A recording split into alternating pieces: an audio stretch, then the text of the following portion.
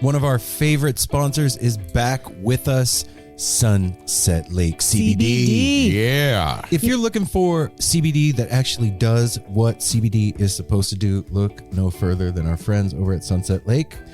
Let me break it down. Break it down, Mel. They're sustainably farmed, meaning they avoid pesticides and use sustainable farming practices to preserve the land for future generations. 1.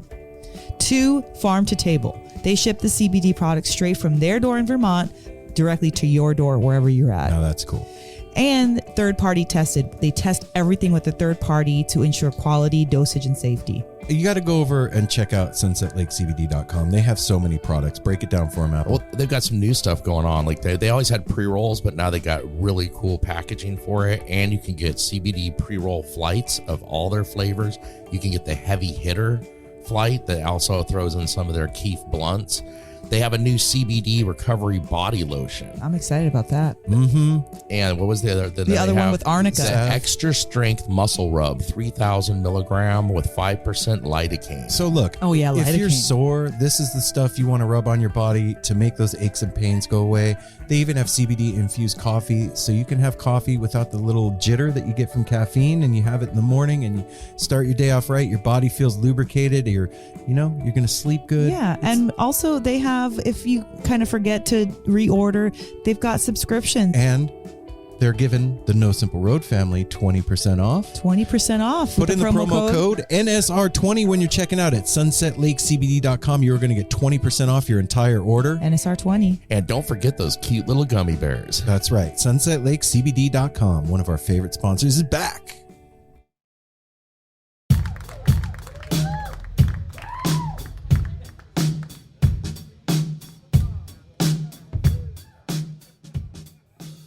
This episode of No Simple Road is brought to you by BetterHelp.com. BetterHelp is online customized therapy that offers video, phone, and even live chat sessions with your therapist, so you don't even have to see anybody on camera if you don't want to. It was great. I chose to see my therapist on camera, and it was a wonderful connection. Yeah? Oh, yeah. Yes. You did Yes, your first one, right? I did my first session this past week, and I want to just say that it felt like taking a big exhale.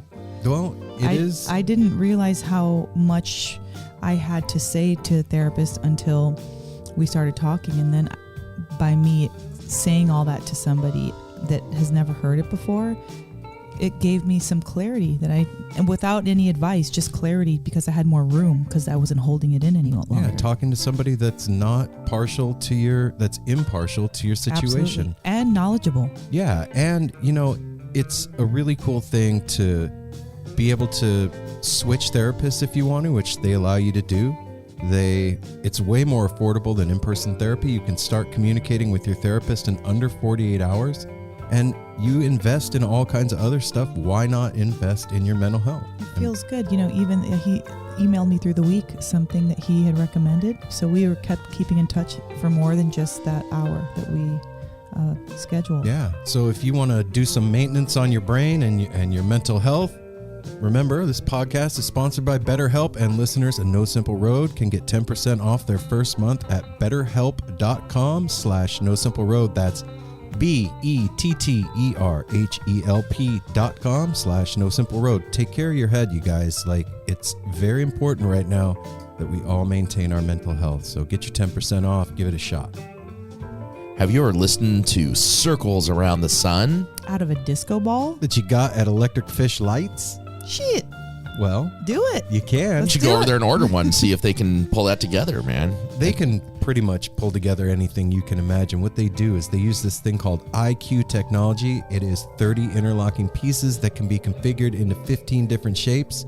And when you put them together, they build these beautiful custom lighting fixtures for your home that are functional art, basically. I mean, they light up the room, but they also make the room come to life with all kinds of sound and light and I don't know, all kinds of crap. It's a constant fun thing because we've had ours for a while. I still play with it all the time. You do. It's like TikTok or social media. Next thing you know, it's like, oh, I've been fucking with my light for an hour and a half. I had a friend come over and I was literally showing off my little Bruno sloth that I had. I was like, oh, look at his heartbeat. Oh, he's gonna do the rainbow. Now he's gonna do the disco. Like, it's super fun. It's interactive. They're adorable. They are beautiful. They can be sophisticated and silly. They can be like little friends. And anything you can think of, basically. Yeah. Cartoon characters, your sports teams. And you know what it is best for is that unique gift for the holiday season that is upon us. Yep. I mean, that you can't get these anywhere else that I have ever seen. No. So, I mean, if you want to get a dope gift for somebody, there's something for everybody over there, and you can throw new things at them. They're going to do some Delaware magic inside that box when you put in the promo code NSR. Yep. They're going to send you that light. They're going to give you 25% off. Yeah. They are going to put it in a box, and they're going to put some Delaware magic in. Now, what Delaware magic is you guessed it. I don't know. You don't know. We don't know. It could be a t-shirt. It could be stickers. It could be a crystal. It could be tarot cards. It could be a candle. Who knows? It's Delaware magic. So go to electricfishlights.com. When you check out, put in the promo code NSR, get your 25% off, get your Delaware magic, hook your room up, and make that space come to light. This episode of No Simple Road is brought to you by the one and only Shop Tour Bus. Shop Tour Bus is the online, most amazing purveyor of Grateful Dead inspired merchandise that is not on the nose. No, they are unique. They are soft fabrics, t-shirts, hoodies, socks, children's clothes. They got these dope trucker hats, and they are hooking up the No Simple Road family. They are hooking you up with free shipping when you put in the promo code No Simple Road, all one word. When you check out, you are going to get free shipping. And hey, it's the holidays. If you're wondering what to get that wook in your family, well, look no further. Go to shoptourbus.com and hook them up.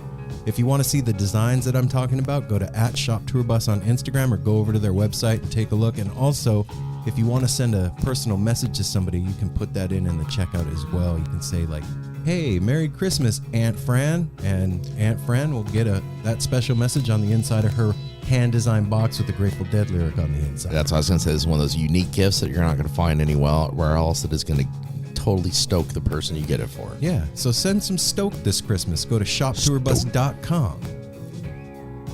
This episode is brought to you by Define Premium Cannabis. If you are up in the Portland area, we have 2 locations, one in Hillsboro and one in Forest Grove, to service all your cannabis needs. Getting serviced by Define. You are. And if you come out, it is an interesting, confusing world in the cannabis industry. Wow. And we like to take our time to get you suited with what you need for your mind, body, and soul. Wow. And this Friday, we are open on Thanksgiving. Wow. To tend to all those Thanksgiving. Are you working on Thanksgiving? I am not working on Thanksgiving. It's a volunteer thing.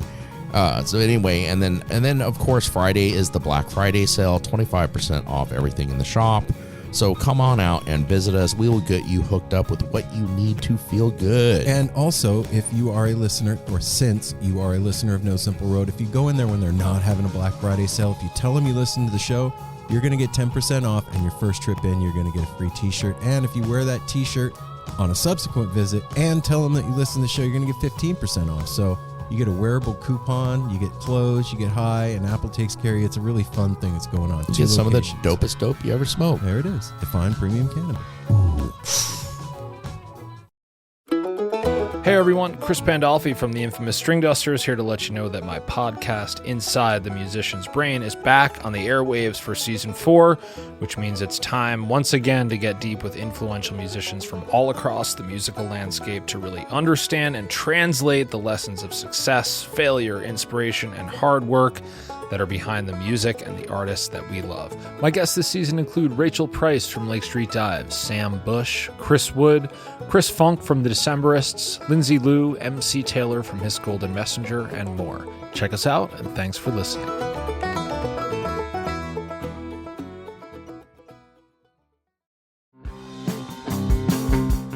We're so excited to tell you a bit about today's sponsor, Music Masters Collective. They are a nonprofit organization that produces unique music events. providing opportunities for fans and artists to meet and collaborate in an inspired and creative atmosphere. Music Masters Collective events give you the opportunity to learn from world-class musicians like Otil Burbridge, Steve Earle, Richard Thompson, former members of the band, the Milk Carton Kids, Nikki Glaspie, the Fab Four, and Sean Colvin, and so many more. At an event like the Milk Carton Kids Sad Song Summer Camp happening this July, you can expect immersive classes, evenings of entertainment, excellent food, and a space for a lucky group of folks to learn, co-write, workshop, and perform with like-minded peers, all with the guidance of Kenneth Pattengale, Joey Ryan, and some of their favorite songwriters. This all-inclusive week in the Catskill Mountains of upstate New York is guaranteed to be magical. Scholarships are available and spots are extremely limited, so visit www.sadsongsummercamp.com/simple to learn more. That's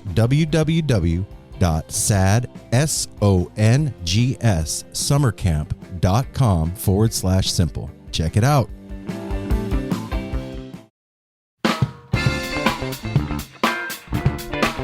No simple road. No simple road. No simple road. No simple road.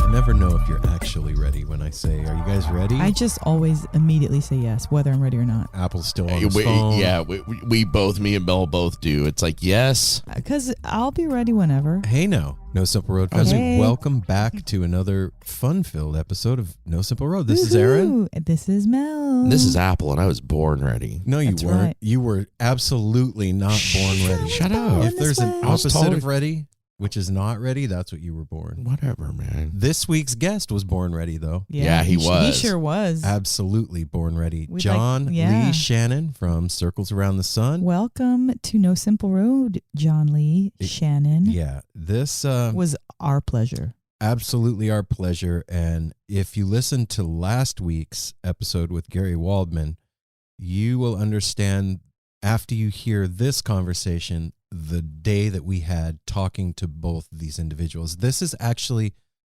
could be considered a Double episode. yeah. Both of these conversations happened in the same day by Providence. And right? this was one day after my birthday, y'all. Yeah, we had gone and partied the night before out at some friend's property and rushed home that day to talk to Gary and John I begged to reschedule because I wanted to have the time off. to sleep in. Boy, am I so grateful that we did not reschedule. It worked out. It worked Yeah. out It worked very out well. perfectly. Because even John, I have written on here, 15 minutes late equals good.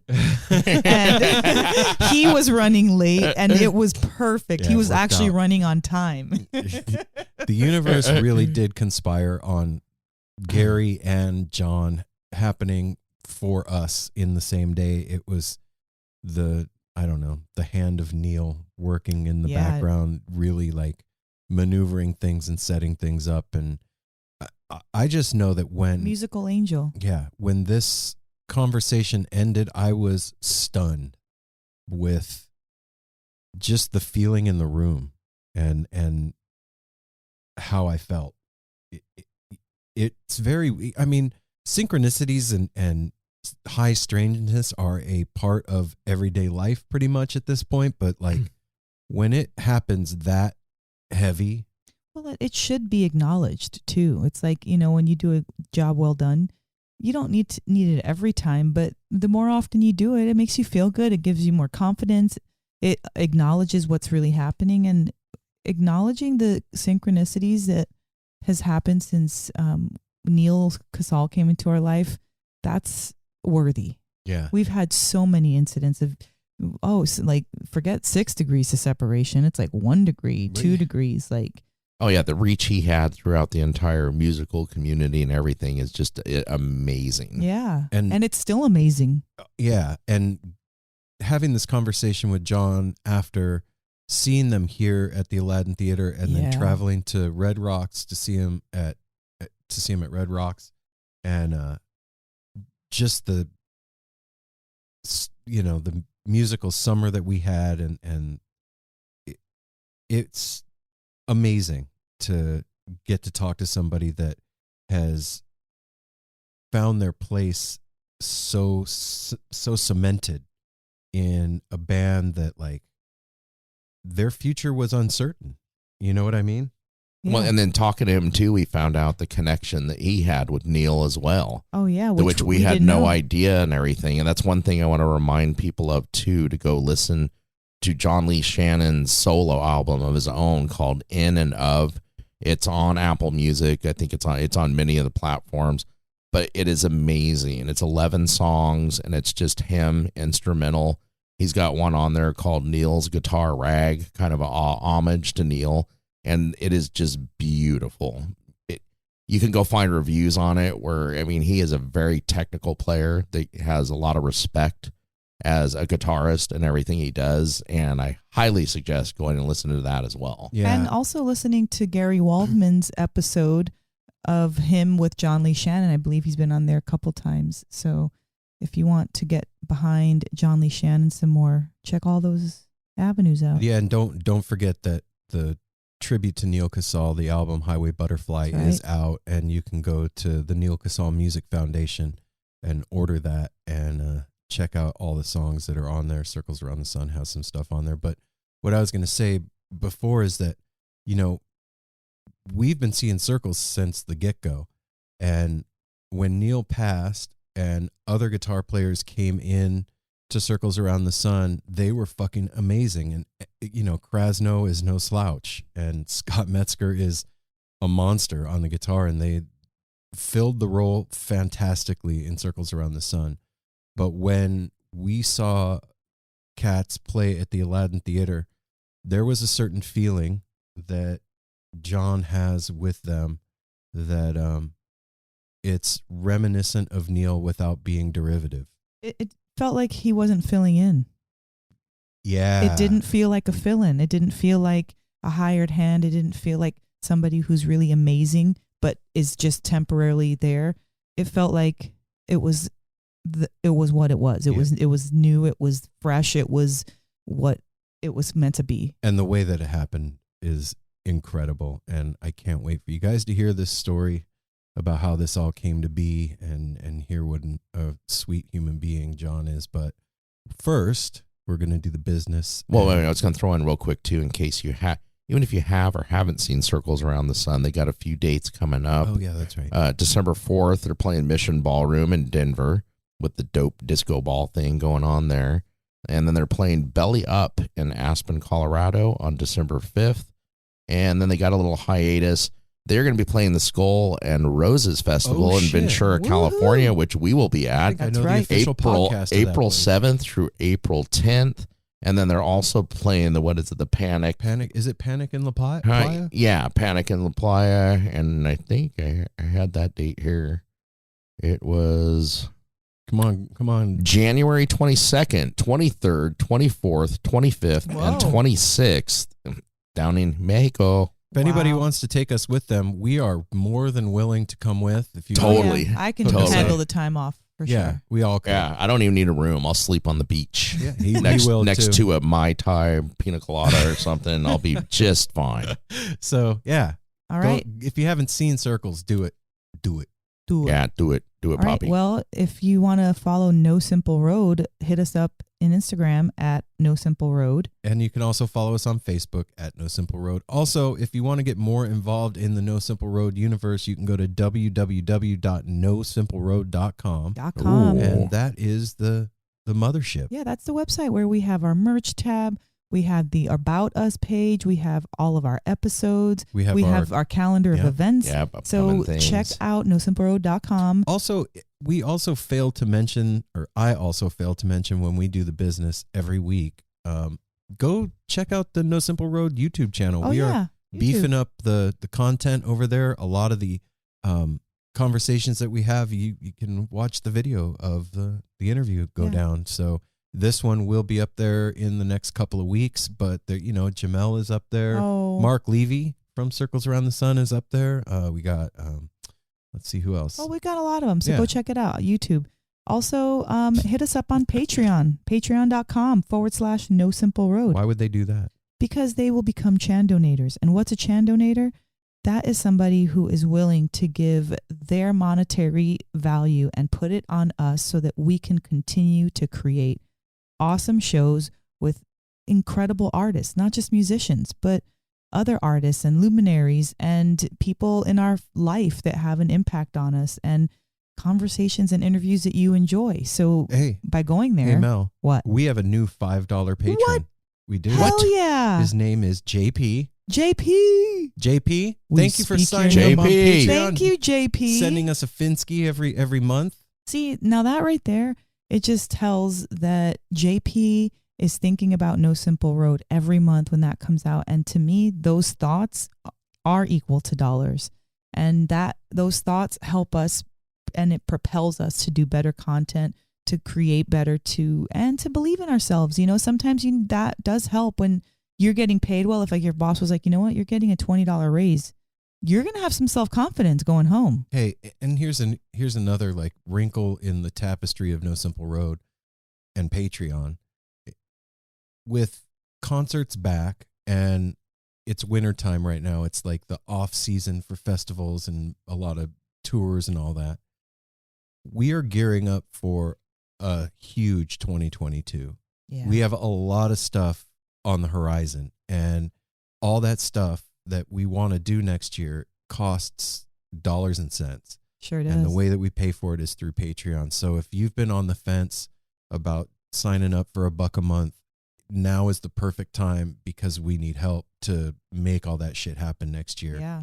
And, you know, it is the holidays. I'm just saying, we've been giving to you all year a little something back would be super cool. 4 episodes a month. Yeah. 4 episodes a month is so good. It is. And so fucking good. if you sign up for $1, I mean, that's like a quarter an episode. So thank you in advance for doing that. Thank you, JP, for hooking it up.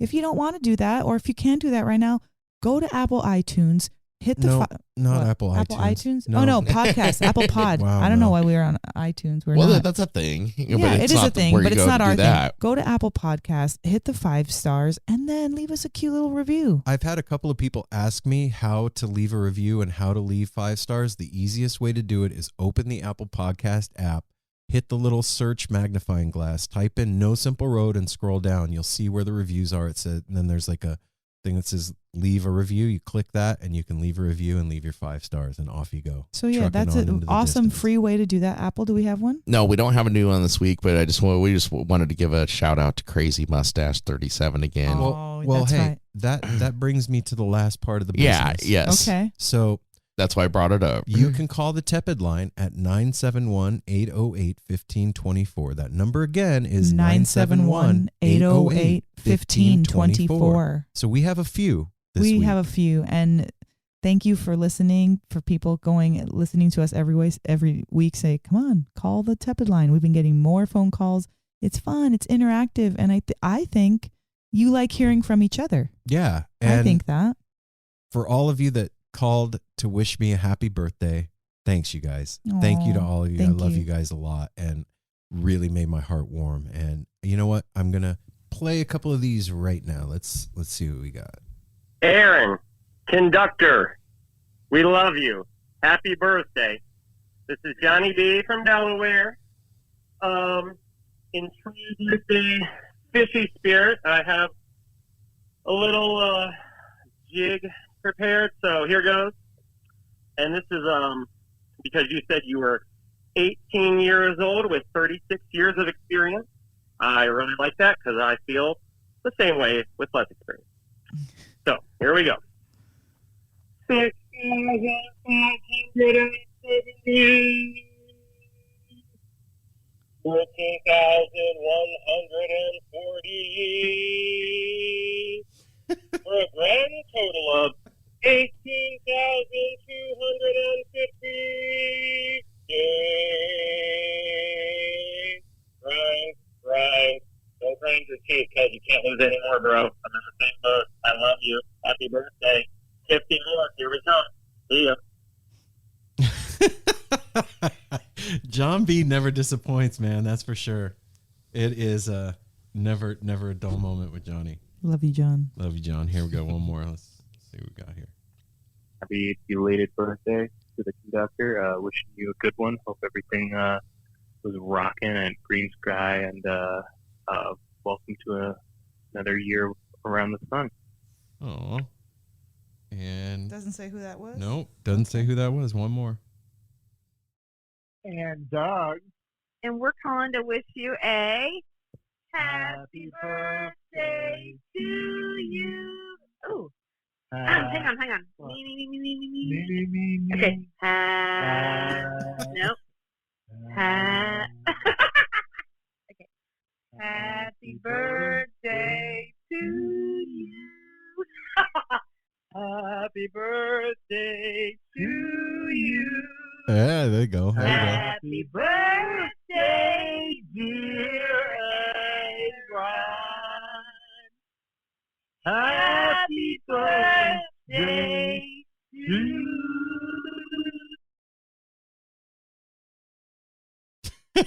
Who was that? It was Rain and Doug. Oh my God, those two. You guys, thank you so much for all the birthday wishes. For real. That's super sweet. You guys. It's totally sweet. I appreciate it. It's birthday times are, as we will find out at the end of the show when we do our outro, Aaron's how he feels about being 50 and all that. But from not turning 50, but also having my own birthdays, it changes your perspective on things. Mm-hmm. You know, you just start thinking about things you never thought about before, and you can't explain it until you get there. That's for real. But you know where we are? Where? We're at the interview. Heck yeah. Remember, you guys, stick around after the interview with John Lee Shannon for the outro with the three of us. Find out what's going on in our world and Things and such. Yeah, stuff and things. So here we go. Without further ado, the No Simple Road crew gives you John Lee Shannon.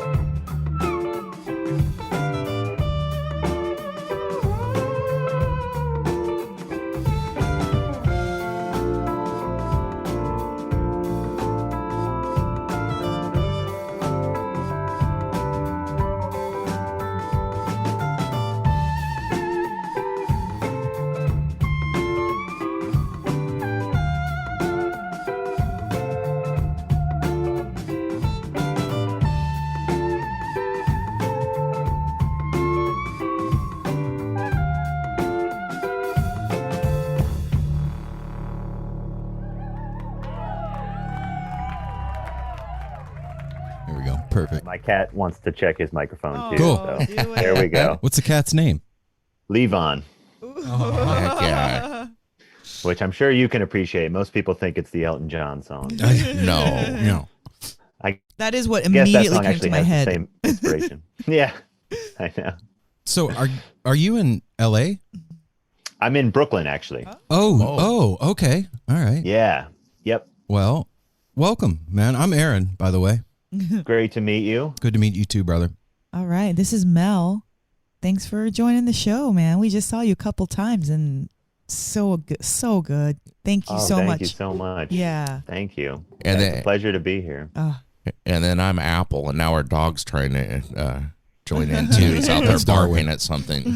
I started the trend. You did. Mm-hmm. So, John, man, like I said, it's a pleasure, brother. You know, this is weird. So check this out. I was just telling Apple, we record like basically every day on the weekends, right? And our calendar fills up. And today we booked Gary Waldman from Highway Butterfly and you on the same day, back to back. No way. No bullshit. Like I was driving home today. I got a chill down my arm. I was just like, not intentional or anything. A synchronicity that just came together. Like, well, you know what? It's one of many, honestly. I mean, my life more and more seems to be filled with those, but especially in the last month and a half, it's just gotten comical at this point. What's been going on? Wait, you know what? We should back up a yeah, minute. that's true. We always introduce ourselves for our listeners out there. We know who you are, but if you want to introduce yourself to our listeners, tell them who you are and what you do. Great. Yeah, this is John Lee Shannon, and I currently play guitar in a band called Circles Around the Sun. Wow. John, it's we're talking about synchronicities, and you said it's almost comical at this point. Like, what kind of stuff is going on? Well, let's think. Off the top of my head, there's been a lot. The first one that comes to mind, honestly, is not a major one, but it's a funny one nonetheless. And it's actually something that happened while we were out on tour a few weeks ago. We did, a 2-week run up and down the West Coast. And one of the dates was about halfway through. We were in Fort Collins. Actually, I guess it was towards the end of the tour. We had a date in Fort Collins, Colorado. And we had some time to kill the morning of that show. So a few of us were just out walking around town, and we went in a couple thrift stores. And one of the ones that we went into was, just clothes and things like that, just your typical stuff. But like a lot of thrift stores do, they had a little selection of records. And I was just kind of flipping through. And one of the records that they had, which is not that common that you see it, was a copy of Sticky Fingers, and the Rolling Stones record. And it was the one with the zipper and everything. Right. And I didn't really take too much of a look at it because I was sort of, forcing myself to not have to bring too much stuff back home on the plane. And I didn't really think that much about it. I just saw it and thought, oh, that's cool, and took a look at it and put it back down and just went on with the rest of the day. And then just about a week ago, I was listening to some music at home, and I thought, oh, I'll put Sticky Fingers on. And I put it on, and I was listening to it, and it got to the last track, which is Moonlight Mile. And I remembered when that song came on that at Neal's memorial concert 2 years ago, he specifically mentioned that he wanted that song to be played because it was, it was him. It was one of his favorite songs, and it was specifically mentioned. And then the more I thought about it, I remembered that Neal was a huge Rolling Stones fan, and particularly the Mick Taylor era. That was kind of his guy. And the more I thought about it, I remembered I think that was his favorite record. I think Sticky Fingers was literally his favorite record. And then when I haven't confirmed that, but I feel pretty confident about that being the case. And then when I remember that, I thought, you idiot, you should have definitely bought that record. Because I mean, you can see I've got a lot of records. Just a couple behind you, yeah. I don't actually own that record. So wow. It's kind of a long story, but that was just one little thing where I thought, it's obviously that record was there for a reason, because it wasn't a record store. And the other records that they did have were, your typical thrift store, right. Chuck Mangione classic. It's nothing special, but that one was right there and it was right in the front. And, things like that have been happening a lot. It's hard. I always have a hard time on the spot with things like that, but no, that was perfect. One of many. Yeah. It seems like an energy thing, almost like you're totally tuning into a channel and then that frequency starts broadcasting, or it's like a wink and a nod almost too. Definitely. In a weird way. And that's how I felt when we were driving home today and I realized that we had booked these two back to back. I was like, oh wow, like that's profound for us. And life is nuts like that, especially if you're paying attention. Yeah. What do you make of that personally? Like, synchronicities and things that are kind of repetitive, or things that make you really pay attention. What do you, and like personally, how do you take that? I'm super into it. And excuse me, by the way, I was just typing. I realized that my display name says Mr. John. That's because starting last year, I inherited a gig from a friend of mine who had done it for many years, but it's a gig teaching, not really teaching, but doing music with preschoolers a couple days a week. Fun. Yeah, I just sing songs with kids basically, but last year it was all on Zoom. And I guess I haven't Zoomed on my computer in a while because I just clicked over my face and saw that my name says Mr. John. So I just changed that, which it might still actually. I like it. I think I'll say that, but yeah, I'm into it. You're into it. But to answer your question, I more and more, as time goes by, I don't really believe in coincidences and things like that. Yeah. I really think that, if you keep your eyes open and tune into those things, that they're everywhere. And to me, they're exciting and reassuring. And I think something that you can sort of use as a way to confirm that you're on the right path. Yes. And, another one that comes to mind now that I'm thinking about it is the first actual show that I played with Circles Around the Sun at the Bowery Ballroom right here in New York City was on the day that Neal departed, the day that he passed away. Exactly, 2 years to the date, which was kind of a heavy thing. And again, a complete coincidence, So I think things like that. I have a friend who is very wise and is in fact a magician, not like a pull a rabbit out of a hat magician, but like a ceremonial magician and an astrologer, and a very, very intelligent person, and very, very well versed in all those things. And he has a little saying that I think about a lot, which is short and sweet, but he just says that you shouldn't be surprised when the magic works. And I think that's really true, when it comes to things like synchronicities and signs, or, omens and things like that. I think that the more that you believe in those things, the more impact that they can have on your life. Yeah. That's a nice way to put it. And also, like, if you're actively participating in that and like manifesting things and doing the work, being surprised when it happens means that your attitude prior was one of like, you didn't think it was going to work. That's why you're surprised. So like cultivating an attitude of course, when shit goes down, it's like, of course that happened. Yes. Because that was my will. It was supposed to go down that way. And That's important, man. And especially like working in the field that you're working in. I mean, music has a lot of facets, right? But the particular lane that you guys are in is all about the groove and all about energy. And there's very little structure where you guys are living. You know what I mean? In musically. Mm-hmm. And being open to that thing, I think just makes you that much better a player in this situation.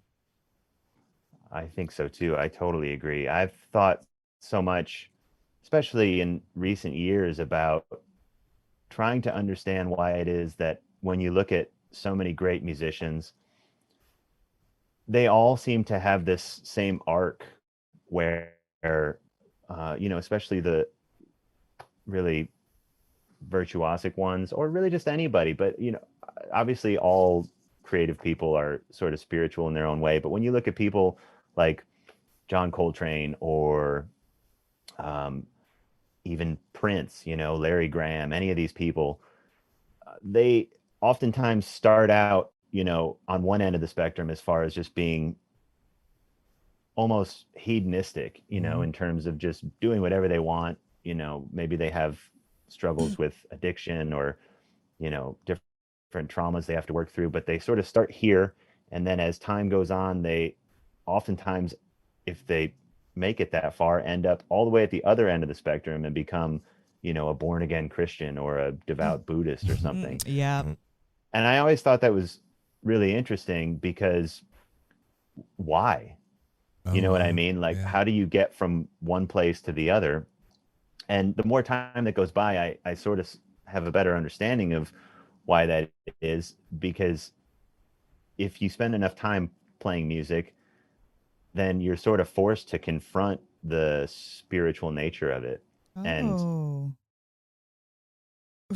And that sounds kind of heavy, but really it's just sort of a fun thing. And it's the reason why we like music in the first place. Right. And it's just that it's not something we really even understand. It's just kind of an emotional, it's a language, and it goes hand in hand with, these other parts of our existence that we don't necessarily understand, but it's a really easy way for us to tap into it.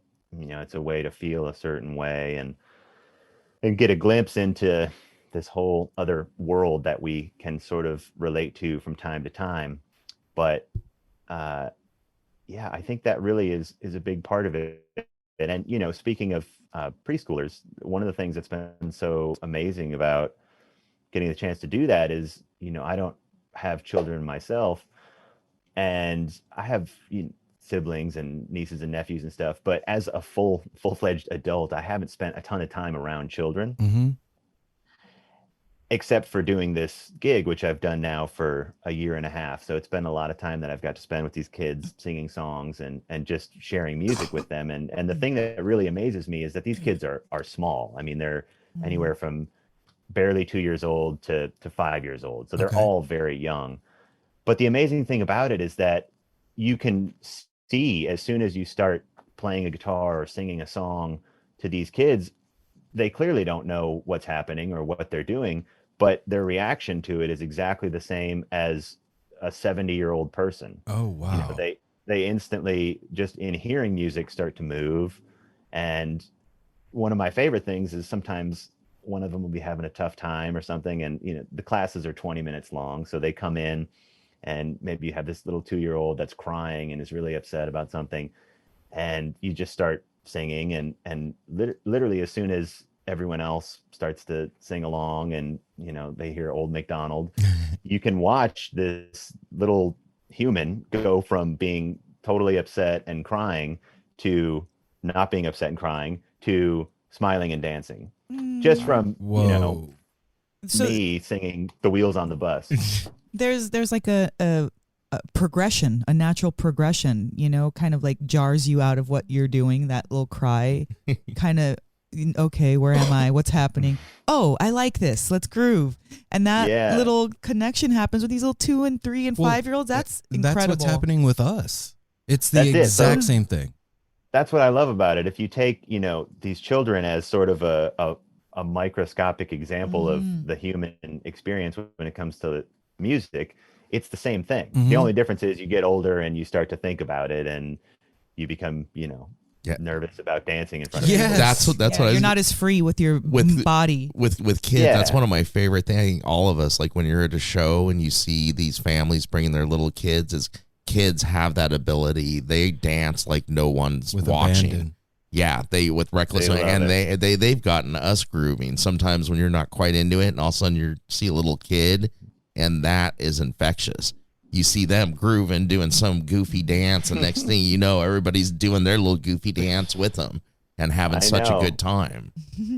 It's amazing. Yeah, they're just completely without ego. Mhm. And Yeah. I love it. I mean, it's amazing. It restores your faith in humanity because you see these little kids not only enjoying music, but, it's like boys dancing with boys, girls, it's just like there's no There's people. no segregation. It's no freedom. No separation. Yeah.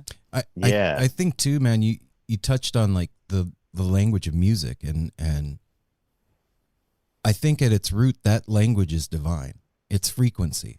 You know what I mean? That is what created everything. And if you look at the Christian books, in the beginning was the Word, and that Word is sound, and that's the creative force of the whole entire universe. And so if you're wielding that by playing music, you're actually speaking the language of the divine in a weird kind of a way. And so, you're talking about that arc that the most prolific musicians have, of course, that you're going to find spirituality in that because you're touching the divine over and over again. You're standing next to it. You're channeling it, for lack of a better word.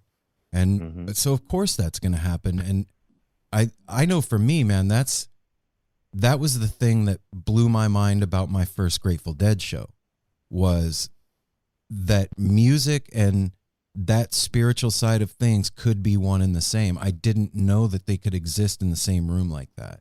And it completely just altered my life. And that's the power of music and especially this improvisational music, period. There's a freedom to it. The lack of structure, I think, allows a little more of that muse to come through in the moment, right?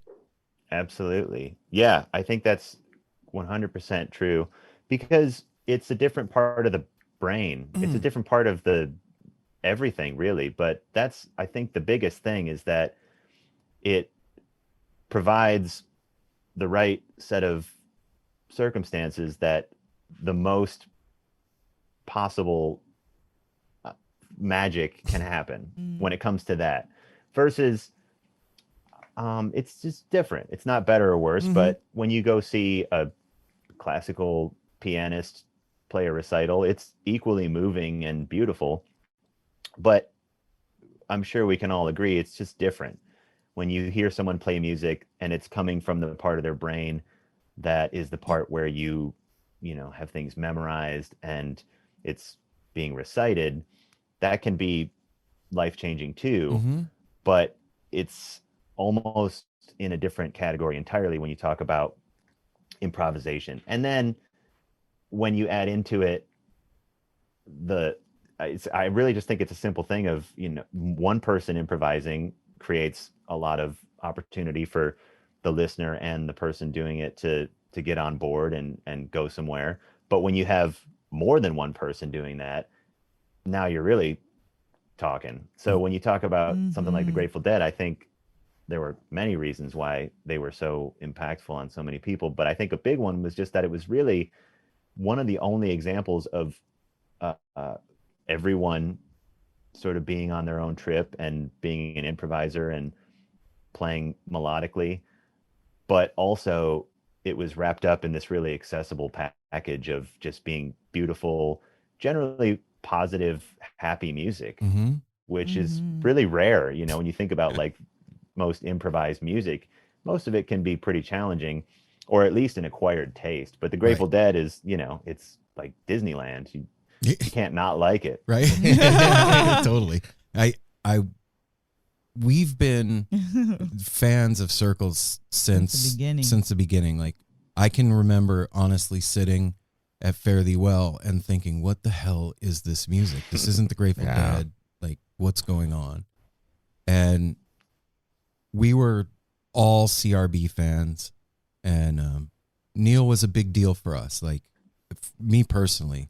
And we didn't know him super well, but the interaction that we did have with him was extremely profound for me. Like, he said something to me that like completely changed what I'm doing. And it was a big deal. And so we were always cheerleaders for Circles. And when he left, it was tough, man. Like it shook me in a way that heroes and rock stars have come and gone in my life, but this one like hit different in a just weird kind of a way. And I really wanted to see Circles continue on. And when they did, I was so fucking stoked. Like, yes, they're keeping it alive because something special was happening. Yeah. And we went and saw when Scott was playing with them here in Portland. And I remember at the beginning of the show thinking to myself, my God, those are fucking big shoes to fill. Like, and you can kind of feel it in the room. With Eric, when we saw him the first Eric time with Krasno. Eric, with Krasno, Yeah. and you could kind of feel it in the room. Like everybody was waiting. There was a hesitancy to fully engage. And, but I say all that to say, we just saw you with them at, here at the Aladdin Theater, and then the next weekend at Red Rocks. And I didn't feel any of that. There was, it was a trip, man. Like it was evident that you were standing in the right place to us, at least. And, well, thank you. Yeah. Yeah, man. I mean, just from one dude to another, it seemed right. It felt right. And I'm just wondering, like, for you, you know, you and Neal were friends, and then taking that position in Circles, like, did you think about any of that? Like the shoes to fill and moving forward with it and your place? Like, was it a difficult decision, or I'm just curious about that. Yeah. Well, I really appreciate you saying that. It's great to hear. And funny enough, I sort of feel the same way. It's an interesting thing because I was talking to Jake Feinberg a few days ago, and he asked me a similar question, but more specifically if I was, nervous or how I dealt with stepping into the role. I'm still stepping into the role, but just about those things. And it's funny because I, not to take anything away from how big of an opportunity it is and how stoked I am to do it, but I'm happy to say that so far it's just felt completely natural. It hasn't felt intimidating, or I've had some excitable moments, but for the most part it's sort of surreal in that even from the first time I got together with the guys in Circles to do a couple rehearsals before we played the shows here in New York, the worst part was everything leading up to that, because that was stressing me out, just thinking about it being a reality. But then as soon as we started playing together, I didn't have any of those thoughts at all. It just felt like a fun, comfy fit that I've been in forever, sort of almost in a strange way, but a good strange.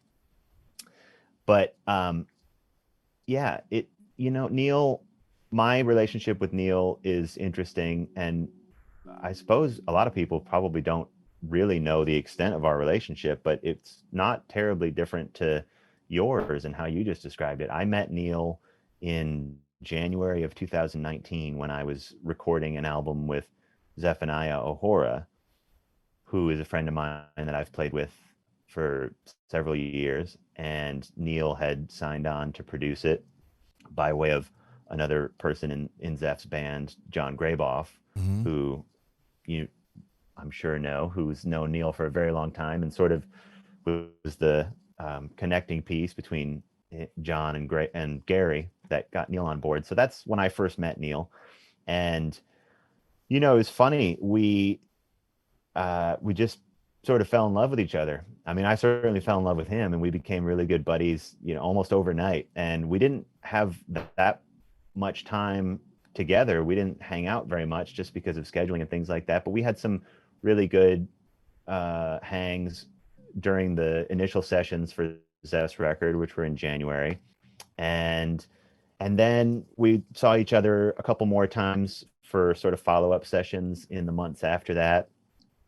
And then Zeph and I went out and did a few days opening for Circles, and we spent a lot of time together then with all the guys. And then I saw Neal one more time in June of 2019 when Circles played here at Brooklyn Bowl. And that was the last time I ever saw him. And so we, you know, face to face, we didn't spend a ton of time around each other. But as soon as I met him, we just felt like it was just one of those things where you meet certain people and you know them. Mm-hmm. You know right away that this is the first time you're meeting them in this particular Yes. venue. Yeah, we're in this costume. But it's certainly not the first time you've known each other. And so we just really hit it off, and we texted each other a lot. It's funny because like you said, when Neal passed away, it was very, very hard for me for a number of reasons. The biggest one being that I just loved him so much. But, you know, I've as a adult, or really ever, I have, happy to say, fortunately, I'd never in my life really had someone very close to me really pass away at all, but certainly not, you know, because they took their own life. So that was, and like everyone, it was just, for most of us, so unexpected. So it was, Yeah, shocking. it was really hard. And because of that, I'm not one of these people that delete stuff on their phone very often. So, you know, I think I'm about to hit the 100,000 mark on my email inbox, but I still have all the text messages that Neal and I sent to each other, and I hadn't gone back and read any of them since he left because it just wasn't something I was ready to face. But just a couple weeks ago, I decided, I forget what it was. There was something specific that I knew we'd talked about, and I wanted to remember and reread it. And so I went back and found the text and started going back through. And then I ended up basically just going back through and reading all of them. And it was so much fun. And it was just so, there were so many things that, you know, because Neal was always on the road, and I'm sure he did this with so many people, but I don't know when he found the time. But, you know, we would text each other almost every day. And it was mostly just about guitars and just jokes and things like that. It was nothing super heavy. But it was just so fun to go back and read all those text messages, and it just really, it made me miss him. But it also just made me really appreciate how even right up until a few days before he departed, he was still making jokes and just being Neal. And I'm thankful that I have those text messages. I actually was thinking about it. I'm like, I feel like everyone would enjoy reading those text messages. Maybe I'll just publish them. Put a book out. Yeah. I would buy it for sure. That's awesome. Yeah. Well, I'm curious too, because I love the I read that your album that you put out, the In and Of, that's just beautiful.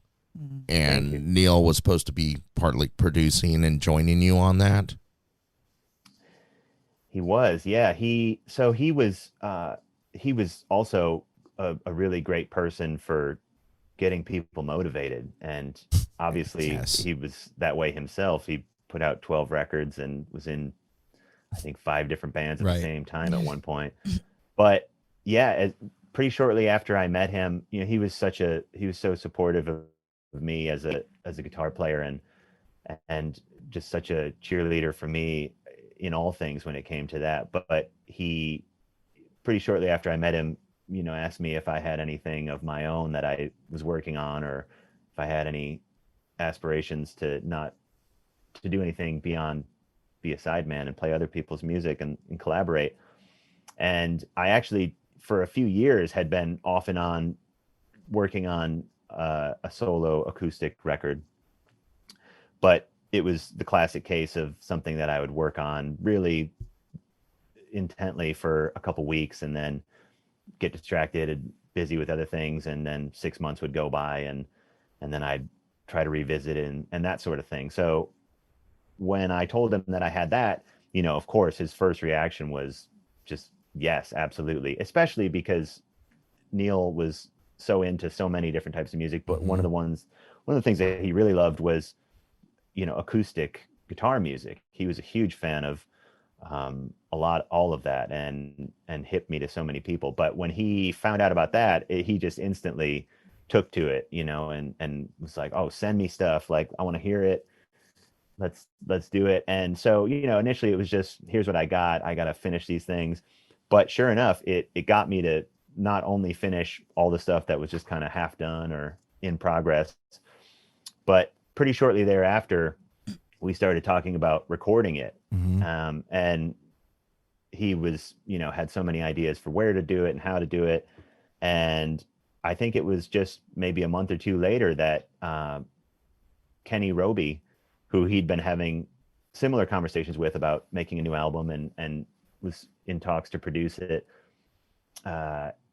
they had finalized their plans, and it was going to be recorded in California in Marin County at a beautiful studio that Neal had worked at before. And the original plan was that we would all go. I think it was going to be me, maybe Jeff Hill of, Jeff, and Arthur Vint, a friend of mine, a local guy who Neal met on the Zeph record, a couple other cats. We were going to go and spend 10 days at a house in Marin County where there's a wonderful studio and record the Kenny record. This was at the end of September. And then Neal had said, and then when we're done, we'll add a few days on and we'll record your record. So that was the plan. And knowing that, it was a few months away, that's what really got me to finish everything. Cause in my mind, that was it. I was going to go in and cut the record. And so I finished, it got me to finish all the songs. I wrote a bunch more. I booked myself, 3 secret gigs here in the city to just go out and play the stuff and get comfortable with it. And, and all the while Neal was 100%, behind me on it and encouraging me to keep going and all that stuff. So when he passed away, obviously that was initially, I just thought, oh, that's it. I can't even think about doing this now. But, some time went by, and fortunately I'd already sort of made all the plans and had other stuff that I was going to do afterward with my wife, and, all these things. Plane tickets were bought. So ultimately I ended up going and doing it. And it was 100% the right thing to do. And it was an amazing experience. I was there for, 3 days, just me and Robert Cheek, a great cat who engineered it and helped me kind of produce it. But it was just the two of us, and it was, in paradise, just this beautiful old house overlooking the ocean. And so I went and did it, and it was great. And then I had the recordings, and, such is always the case. You do that, and then you think, well, what do I do now? Right. I had the recordings, and I didn't know what to do with them just yet. And 6 months later, the world shut down.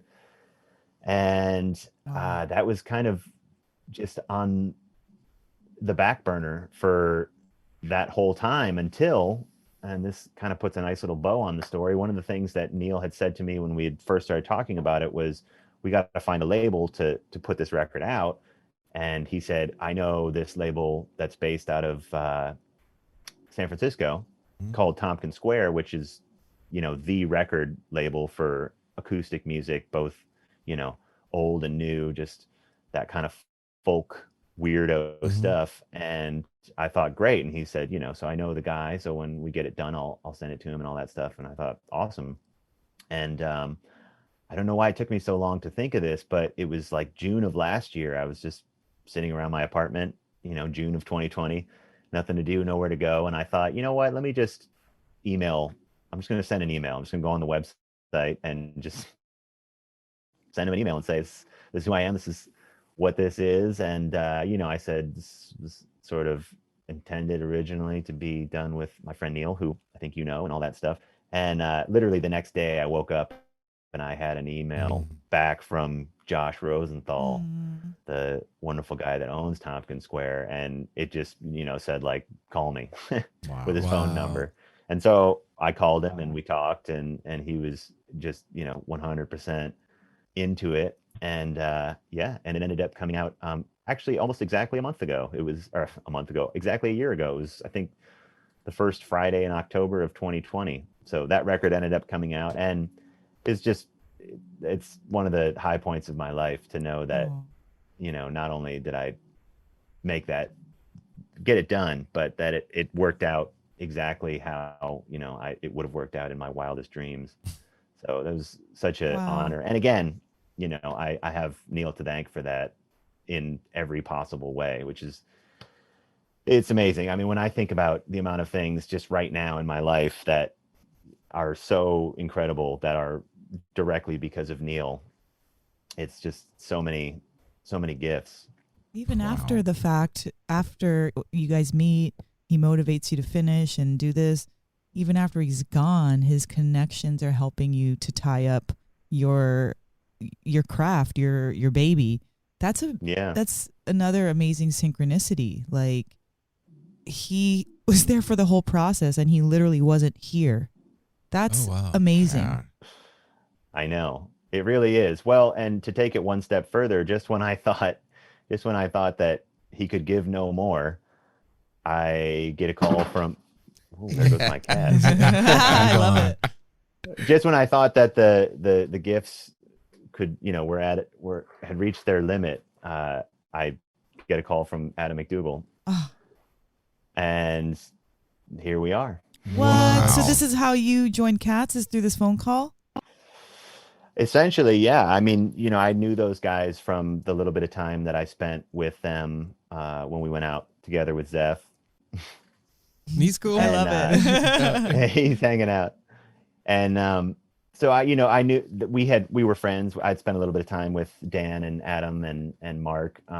They knew who I was from that, but, just also being around Gary and Neal and Neal being such a wonderful guy, I'm sure saying great things about me and lots of other people all the time. And Adam and I had talked just sporadically. We would talk to each other every now and then if he was in town or just whenever. And it was always a goal of ours to play together.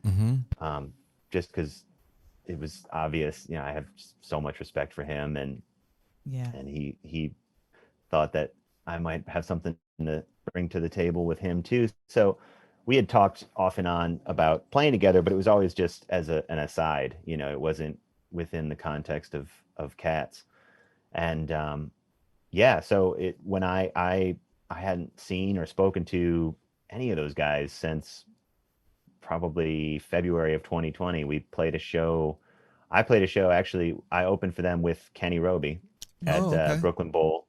So it was Cats with Scott Metzger. And that was the last time I saw any of those guys. And, a year and a half went by during the pandemic and all that. And I was just putzing along, living my life here in Brooklyn. And Adam called me up at the beginning of August. And that was when, Scott had left, and he called me up and just said, "Hey, we got some dates and we need a guitar player." Oh, wow. It was that easy for you? Just yes? Oh, I mean, yeah. I'm not saying I've got something better. I didn't mean it like that, but you know what I mean? Because you mentioned earlier that it feels natural, and when we saw you both times at the Aladdin at Red Rocks, that's exactly how it felt. Mm-hmm. It didn't feel like you trying to join anything. It felt like the band coming out.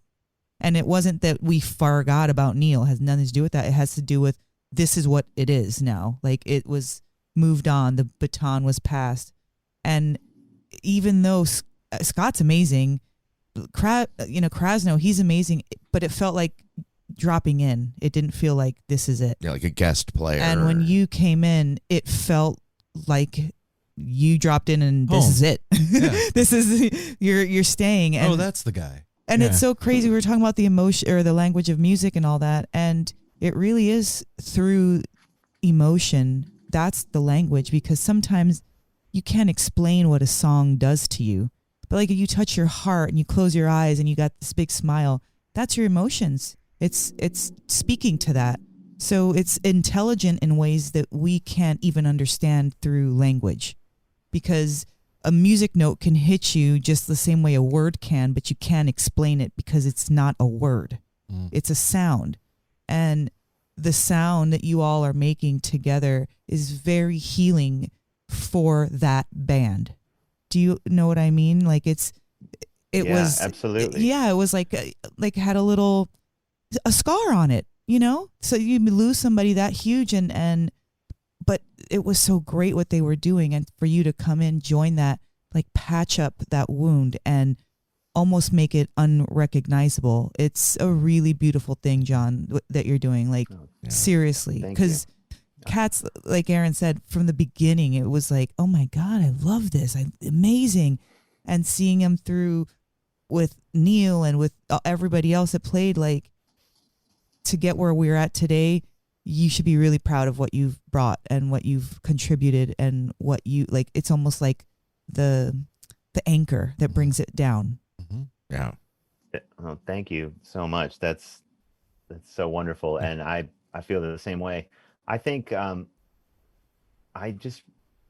been obviously thinking about this a lot, and I think ultimately it's a testament to how wonderful Adam and Dan and Mark are, and what great people they are. But not only that, just on a personal level, we really all do relate so well. I mean, I can't speak for anyone else, but for me, I truly love all of those guys, and I love hanging out with them. It's just, you know, on a personal level, it's a really good fit.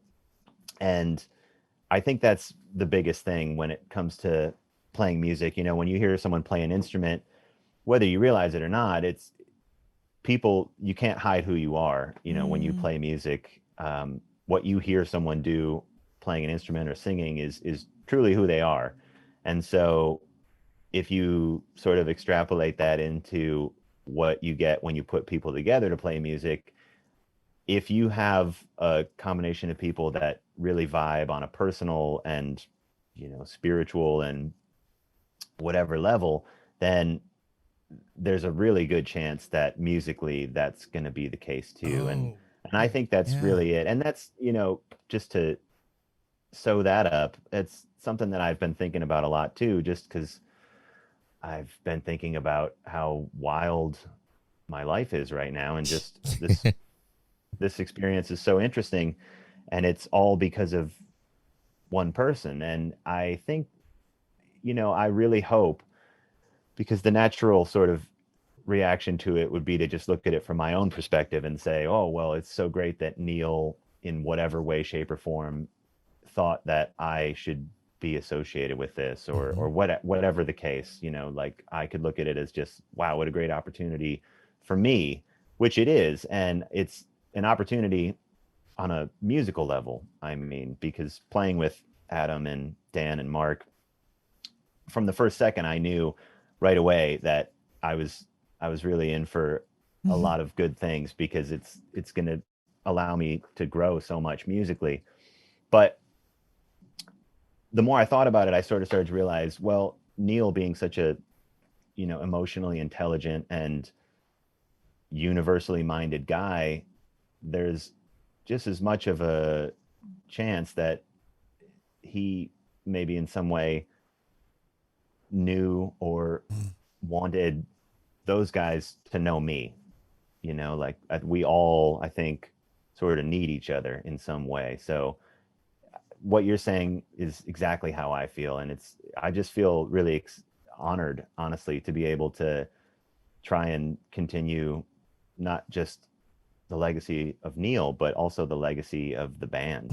Yes. Yeah. That's what I was saying early on in our conversation about, like, wanting them to keep going.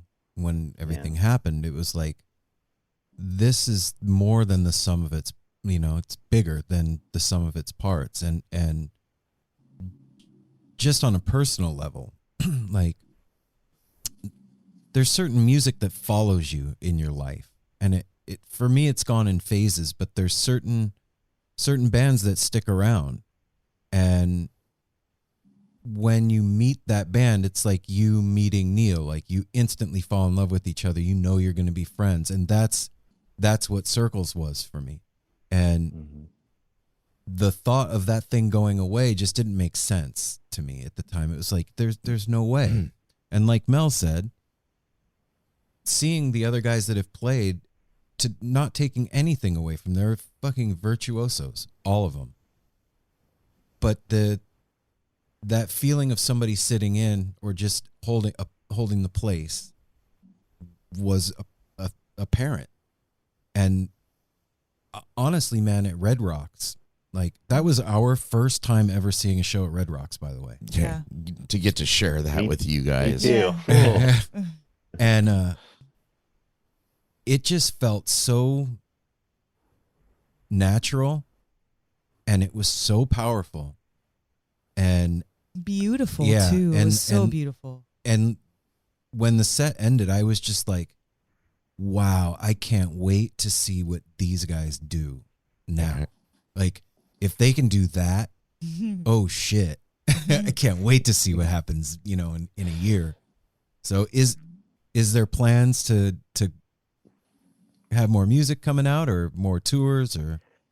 Yeah, well, I also can't wait to see what happens because the funny thing about it all feeling so natural and just being so much fun and especially playing 2 weeks worth of shows in 2 weeks, you just forced to be so in it that you kind of forget that it's, the 10th time I've ever played any one of those songs or whatever. So it's very exciting for me to think about, the potential for where things could go. And that was when Circles was at its peak in 2019, which was when I saw them the first time and saw them several times. That was 4 or 5 years into the existence of the band. So at that point, those guys had already been playing together for a very long time. And that's a big part of it. So it's really exciting and humbling to me to think about, for as proud as I am of where things are at now and all that, it's only the beginning. And so, there's a lot of plans. I'm not sure specifically yet what the plans look like as far as new music, but I do know that all of us we've talked about writing together and all that, and I'm unbelievably excited for that. I've got so many things. It's funny because what is a city without its music? The legacy of the New York Philharmonic is incredible. Nearly 2 centuries of history. That's a lot of music and a lot of stories. I was sitting on stage for the very first time thinking, I can't quite believe this is happening. Join me, Jamie Bernstein, as we explore the history of the New York Philharmonic. It's the NY Phil story made in New York, a podcast about a city, its people, and their orchestra. Listen wherever you get podcasts. For the past couple of years, I've been trying to figure out some way for myself to have an outlet for more of what I do as a composer and as a writer in an electric context. I spent a lot of time focusing on acoustic music and things like that for the last couple of years. But as you probably know, I'm just as much of an electric musician as well. And so I've been thinking about it for a couple of years, trying to think like, who could I get? What would it be? What do I want to do? And ironically, I mean, over the summer, probably, I was talking to Zeph, our friend, and I was telling him, I was basically describing to him Circles Around the Sun, but I wasn't talking about Circles Around the Sun or anything like that. I was just telling him like, yeah, I want to do something that's kind of, Electric Miles, like, not a big band, but bass, drums. And I specifically told him, like the most frustrating part is I was like, man, the problem is I just don't know any true keyboardists. Oh my gosh.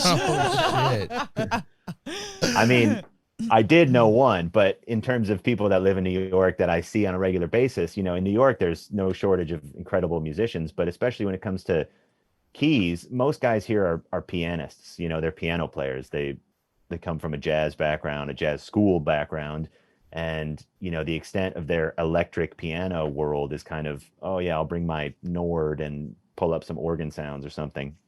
But in my mind, what I was picturing, without realizing that I was actually picturing it, was Adam McDougall. and so I've spent the last couple of years, I just have a stockpile of ideas and snippets and things like that, and Adam and I specifically have talked about it already. But yeah, I don't know when or what the plan is, but there's definitely a plan for new music, especially because I think we all want to make it our own thing. As much as I am honored and psyched to play the existing catalog of Circles Around the Sun, it will always kind of be in the light of Neal. But just as exciting as that is the prospect of making something new too. Plant the flag. Yeah. But so that's definitely in the future. There's we have a little 2-week tour in the Southeast coming up at the beginning of November. It's going to be another 12-day, 12-show marathon, which I'm really psyched about. But that'll be all through the Southeast, and then I think that's it. There's one-off thing in Denver actually that just got announced at the beginning of December. I saw that. So we'll do that. Yeah, that'll be fun. And that's fitting and the then, Mission Ballroom with the disco ball that exists there.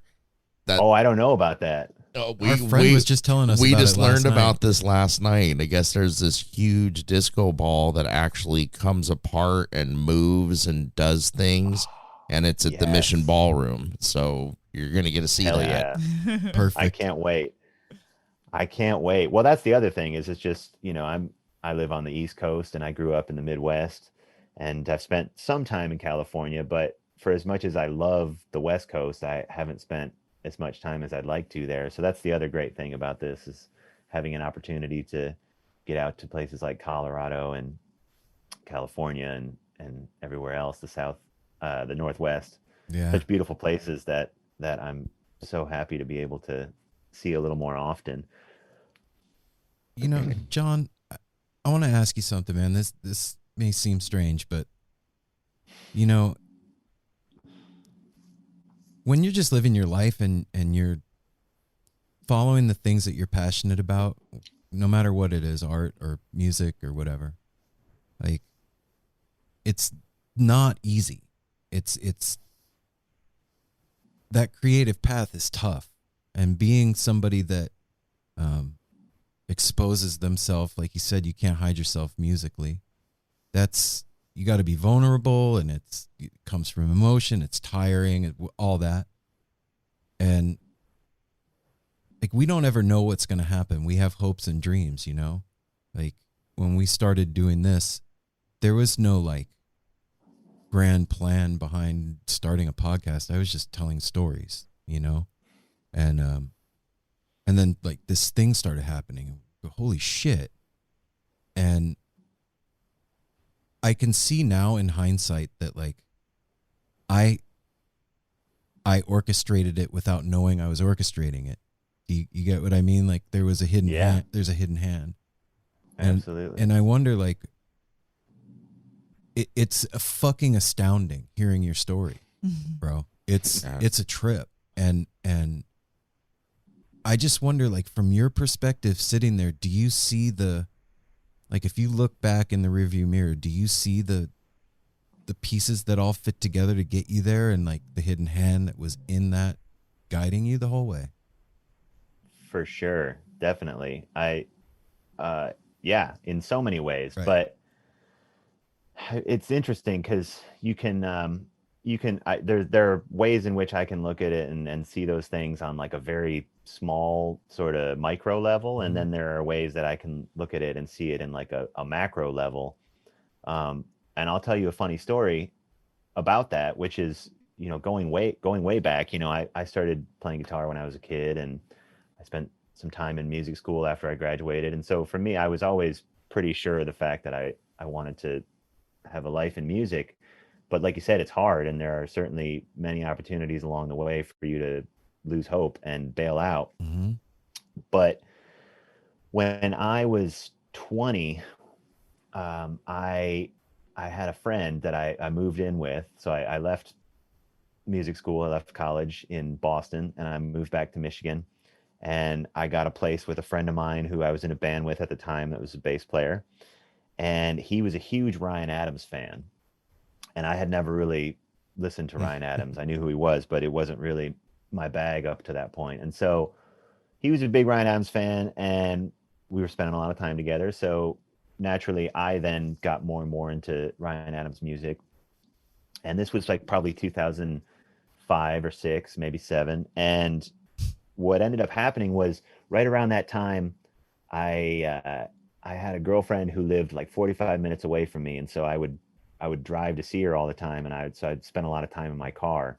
And this was still pre everything. I had a CD player in my car. Mm-hmm. So the 2 CDs that I had in my car, maybe it was just one initially, and then the other one came out. The 2 CDs that I had in my car, and I think everybody has this experience at some point, but you just have these CDs that you just listen to over and over again. Mm-hmm. A, because you love them, but B, because they're just always in your car. Yes, yes. Mostly B. Yeah, exactly. But these 2 CDs that I had were both Ryan Adams CDs. One was called Easy Tiger, and the other was called Cardinology. And they were both Ryan Adams and the Cardinals records. And I didn't even know this at the time. At that point in my life, I didn't really care who played on records. It wasn't something that I was really even hip to. Mm-hmm. I just would like the songs and the records, and that was it. And so I didn't even know who the band was, but I listened to both those records incessantly right up until, and I mean for years, until 2010. I remember when I moved to New York in 2010, Cardinology may have just come out around then, but that I was still such a huge fan that I remember walking around New York when I first got here and just being like, what have I done? Like, where am I? I remember walking around listening to Cardinology, and a lot of those songs kind of have New York references and they're very New Yorky in their overall vibe. And I just remember listening to that. And it was years later, 2016 or 17, when I met John Graboff. And, I met him because he had started playing with Zeph, and I wasn't playing with Zeph at that time. And I remember him, saying, oh yeah, I'm playing with this new guy. He's kind of a legend. He was in Ryan Adams' band. And I was like, oh, I used to really like Ryan Adams. And I sort of drifted away from it at that point. It was 6 or 7 years later. But I remember thinking like, oh, that's cool. And then, even then I didn't really know who Neal was and wasn't aware of his existence really. And it wasn't until, probably 2019 really when I met Neal and I kind of put it all together, and I was like, man, it's so weird because, if you know those 2 records, those are the 2 records that Neal was really the most involved with. And if you listen to them, I mean, I listen to them now and it's so plainly obvious. You can hear his voice, singing all the harmonies, and he's just right there. You can't miss him if you know what you're listening for. And so it's very strange because I think back and it's just bizarre to me that, at 20 years old, driving around suburban Detroit in my Ford Taurus, that I was spending hours and hours with this person who I would, later meet and have a really important relationship with. And so that to me is kind of one of those things where, you look back and you're like, okay, I guess that was sort of in whatever weird way, something that was kind of guiding me towards the next thing that would ultimately turn into the next thing. And, my life has just kind of been that way. Most of ours are, but, the only takeaway I have from that is it underscores to me how important it is to just keep going for those things. Wow. Well, whatever they are. That's amazing that I think that's happened to all of it. Like that, the groundwork was laid out back then. You didn't even know it. And then you come to that point and realize like, holy shit, that's amazing. Life is a fucking trip, man. It really is. It really is, trip. Man. Yeah. This is a crazy ride. And it seems like he's been your angel for a long time. The trippier the better. I'm with you, man. Yeah. Well, and that's, what you said is exactly the same thought that I've had is, I think the concept of angels is a very real thing, in terms of just people that come into your life and Yes. play that role. And so, yeah, for sure, Neal's definitely been on my shoulder for a long time, I think. John, man, I have to tell you, welcome home, dude. It's good to see you at home in your shoes up there, man. Watching you guys at Red Rocks was one of my favorite live music experiences I've ever had, and being a part of that was an honor for us to be there with you guys. I got to say, you joined the right band, because like talking to you now and getting to see you in person, to me, they've always been, especially Mark, one of the most smiley, happy people. Yeah. And to see you guys on stage, we saw you a little more close up here at the Aladdin Ballroom because it's a smaller venue, but the look on your guys' faces at Red Rocks, I mean, it was the same on ours, being in the crowd. Like Mel said earlier, that entire weekend was one of those moments of like just holding your heart and just thanking the universe for the existence of that place and all of us. But seeing you guys up there, it was like you were floating, all of you. Couldn't have and said the it better smoothness myself. of it. It was such an honor to see you guys up there and to be part of that. And what a magical place. After being there, like Aaron said, that was all of our first times being there for a show. And man, that place is magic. That place conjures just magic. Something. I totally agree.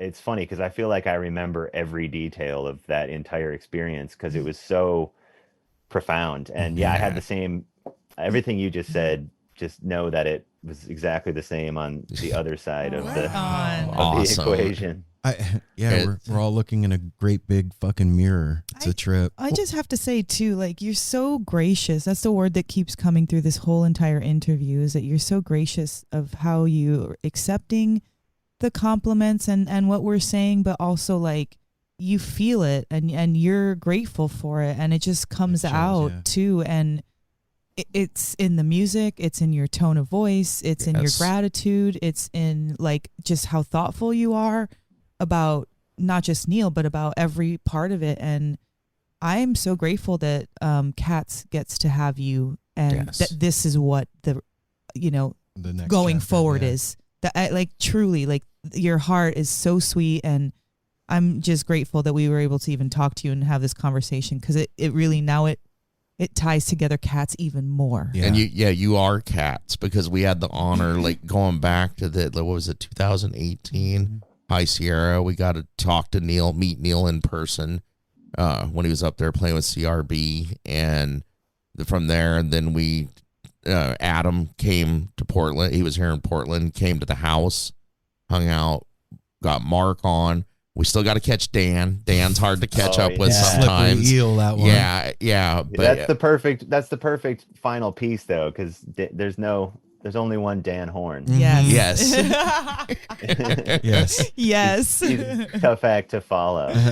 Right on. But John, man, when you guys come up, and I've told the other guys this too, man, if you're doing like a couple of day run or something and you need a place to like get away from everything, our house is open. Thank you. It's a sanctuary here, and it's very quiet, and it's very like healing to a lot of people that come here. For us too, like just being the nature around our home is it just lowers your blood pressure. It makes you have a smile that you didn't even realize you needed, and to be able to provide that for the guys that are blessing us and gals that are blessing us on stage with that emotional language, it's really great. And I just want you to know, like, at least through this whole interview, gracious, you're such a gracious person, and we feel it. I feel it. And thank you for that. Thank you so much. That's so great to hear. I really appreciate it. And I hope to take you up on that offer as soon as possible. Cool, man. And I sent you my number. Stay in touch, brother. And I will. I'll let you know when this is going to come out. It's going to be a few weeks, like 3 or 4 weeks, I think. Awesome. But I'll let you know for sure. And yeah, man, it's good to meet you. Really good. I just love the whole Cats theme because this is Cats. You had Fucking Levon jumping down in the back. We had another, Cats, man. It all fit. Cool cats, man. All right, brother. You have a wonderful day All the today. cats. You too. I really appreciate you guys. Thanks so much. John. Too, John. Thanks, brother. All right, we'll see you later. Bye-bye. Bye. Wow, man. Wow, John. Fits like a glove. Yeah. Is what comes to mind after talking to him now. And wow. It's like like Neal just made a spot for him. Yeah. Like, here, I'm going to prepare this spot. I'm going to step out. I need you to step in because it was made for you. Yes. That's a trip, man. And that last story that he just told is really fucking heavy. Like, knowing that something's been with you before you even knew it was there, like, consciously following you. Didn't even know what it was, but loved it at that time. And then to come back around full circle to seeping into his, like, musical DNA because he's listening to the albums over and over again. So he's, like, picking up the patterns and the frequencies and all of it. Again, that emotional language that you don't need words for. Then you meet Neal, and you're like, that's oh, probably why they love each other. He Yeah. said they instantly fell in love with each other. That's why it's like this emotion has been going back and forth. So there was communication the whole time. He just wasn't aware that that's what it was. And listening to that CD was communication from Neal, from his angel. And how many times have we heard? It sounds kind of silly, but it's like the 6 degrees of Neal. Yeah. Oh yeah. Yeah. How many times have we heard? He impacted so many people in this world, not just musically, but just as him as a person. To have this all, come around and get to go see Cats and have John on the show. Gets to still live on. Yeah. As it should, as he would want it to be. Mm-hmm. Oh, wow. I'm blown away. Like, I am too. You know who he reminded me of? Adam. Our son-in-law? Our son-in-law. That's what I thought. Me too, babe. Like, really reminded me of Adam. Right on. I thought the same thing. Kind of tone, yes, and his everything, voice and, Yeah, you're right. No, yeah. Beautiful man, beautiful heart, beautiful voice. Like, yeah, man. John, if he was Cinderella. Shit! He was the shoe. He's not the shoe. Well, he's got not the foot. Or he was the shoe. He was the guitar that fit. Yeah, man. Just know that, like, that invitation to come to the house is from the heart, man. Yeah. And we'd love to, he knows it to is. have you and all you guys, because music is an integral part of our lives, and it's one of the most important things next to a family. And for those musicians that, like, give everything to make sure that we have that experience, it's the least we can do to give back a little bit like that. And to be in a position to be able to do that is cool. But when you guys take us up on it, that's when it really, like, the rubber meets the road, and it's, like, worth it, and it's rad. Yeah. So quick shout out to Andy for taking us up on it multiple times. Andy Frasco. We love you, Andy. Well, wow. I'm a little bit flabbergasted right now. I'll be honest. That was cool. I'm very grateful for this conversation, actually. Like, super grateful that John took the time to be on with us today, because it elevated my how I feel. Like, we just had a really rough night. Really tired. Party last night, celebrated for my birthday, but this kind of, like, brought that element of emotion, that emotional intelligence, and tuned me in a different way. And almost like he does with his guitar, his voice also kind of leads with the heart. Leading with the heart is never a bad thing. No. I mean, wearing your heart on your sleeve, isn't that usually a compliment? I think so. Yeah. I mean, it's not easy to do that, but that's where passion comes from. That's absolutely true. Hey, everybody, thanks for sticking around after the interview to hang out with us. Thank you for staying and not being like, okay, that interview's undone. Fuck these guys, I'm out of here. Click. Here we are. What's up, everybody? Yeah. So it's been a celebratory month. Yeah. That's what I was trying to say anyway. We celebrated you, babe. I appreciate it. And I do. I appreciated doing it. It was really fun doing everything from, because now we have another thing under our belt. Like when we talked last week, we had the party, so we kind of reflected on that. Since then, we have gone to see Green Sky with Holly Bowling, which was totally incredible. And then we actually celebrated your birthday yesterday at a pizza shop. Oh my God, the most bomb pizza like ever. Shout out Star Pizza. Yeah, the Star in the Pearl District in Portland. If you're in the area or if you come up here and visit, go see them. Deep dish, Chicago style. Ooh. The service was impeccable, and we only had one person helping. It was incredible. She every now and then there was somebody else that would pick up a dish or something, but this woman sat us down, took our order, made our drinks, bought our food, checked us out. Brought our food. Yeah, brought our. I don't know. Yeah, we don't know if she. That would have been above and beyond if she bought our food. It'd been like, I'm going there every night. But she was incredible, and so that was a great dinner for Aaron's birthday. And he had like 3 parties. He did. Well, you know what, man? Okay, here's the thing. What's the thing? My birthday is the 22nd of November, first of all, and it's Thanksgiving week. So throwing a birthday party on my birthday wasn't going to work. No, on a Monday. Yeah. No. And also it's Thanksgiving week, so everybody's busy. So we threw the party on the 14th because that's when we could do it. And then the week after that, just so happened that Green Sky was playing on Thursday night. So. Actually, it was the 13th. It was Saturday the 13th. That's I keep thinking the 14th because Mel kept saying it. Anyway. Don't blame me. That was nothing to do with me. And then, like I said, Green Sky played. And then it was, once my actual birthday like rolled around, it was like, let's just go have pizza.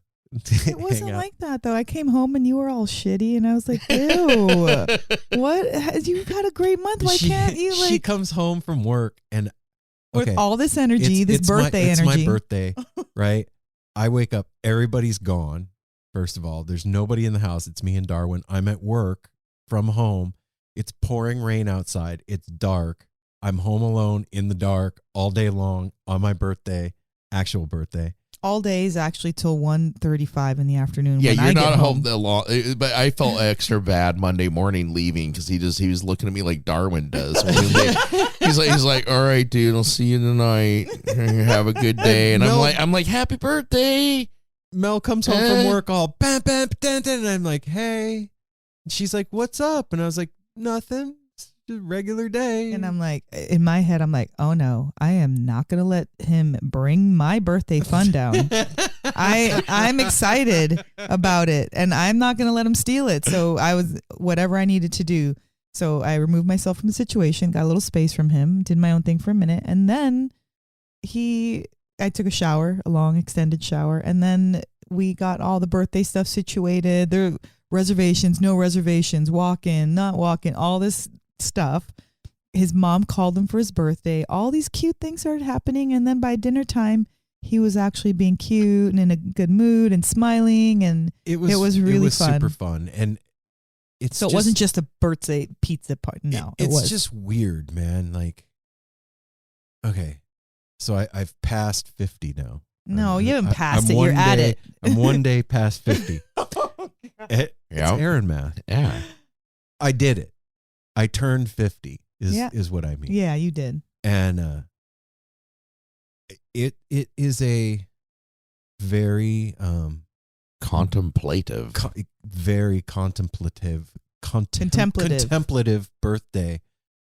The most thought-provoking birthday I've ever had.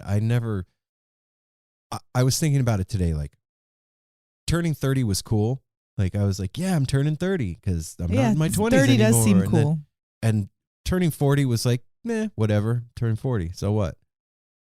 This one was like, okay, you're half a fucking century old.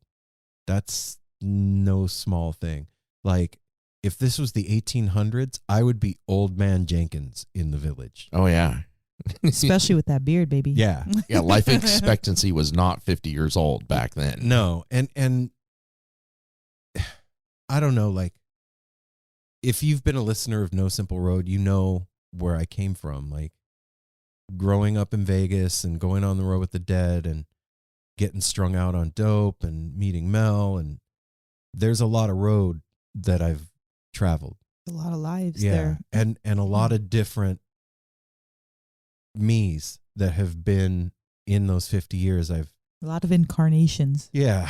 I was a surgical assistant. I drove limos. I worked in telecommunications. I worked in video production. I was a camera operator. I programmed pacemakers. I worked at a television station. I worked in restaurants. Cable guy. Yeah. All kinds of computer repairman. I worked at the Apple store as a genius.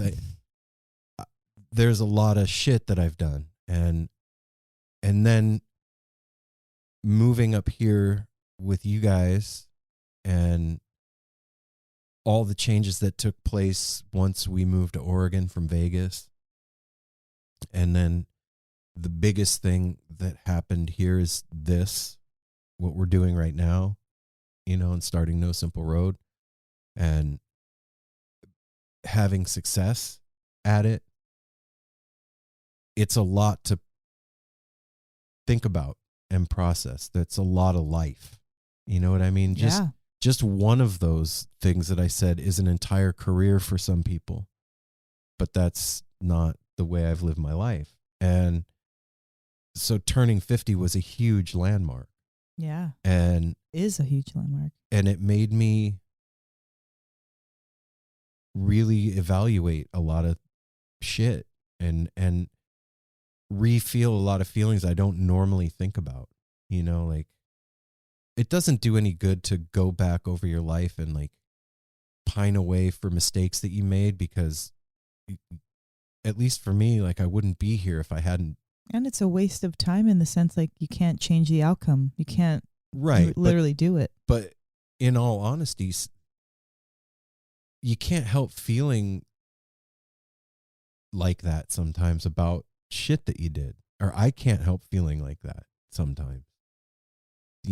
I made some really fucking huge mistakes in my life, and I'm super grateful I'm where I am today. Like I wouldn't be sitting here with you guys if I hadn't have done that. But those mistakes also led to where you're at now. That's what I'm saying. Yeah. But on the other side of that is the feeling of having made the mistake, and that's real. Yeah. It's a real fucking thing. Like, yeah, I understand intellectually that's without that, I wouldn't be sitting here right now, but there's still mistakes. Yeah. And I still did it. Do you know what I mean? And Yeah, I know what you mean. Yeah, But no regrets. I think about, Not even one letter? Yes, I think about like, once upon a time, somebody built a house over the summer and they were stacking so many bricks that their arms got tired. And when they think back, their arms are still tired. Your arms aren't still tired. It's your memories attached to it. So you remember the feeling, but it's impossible to have that feeling. Like you're thinking that feeling with your head. You're not feeling that feeling with your body, but it can make you seem like that.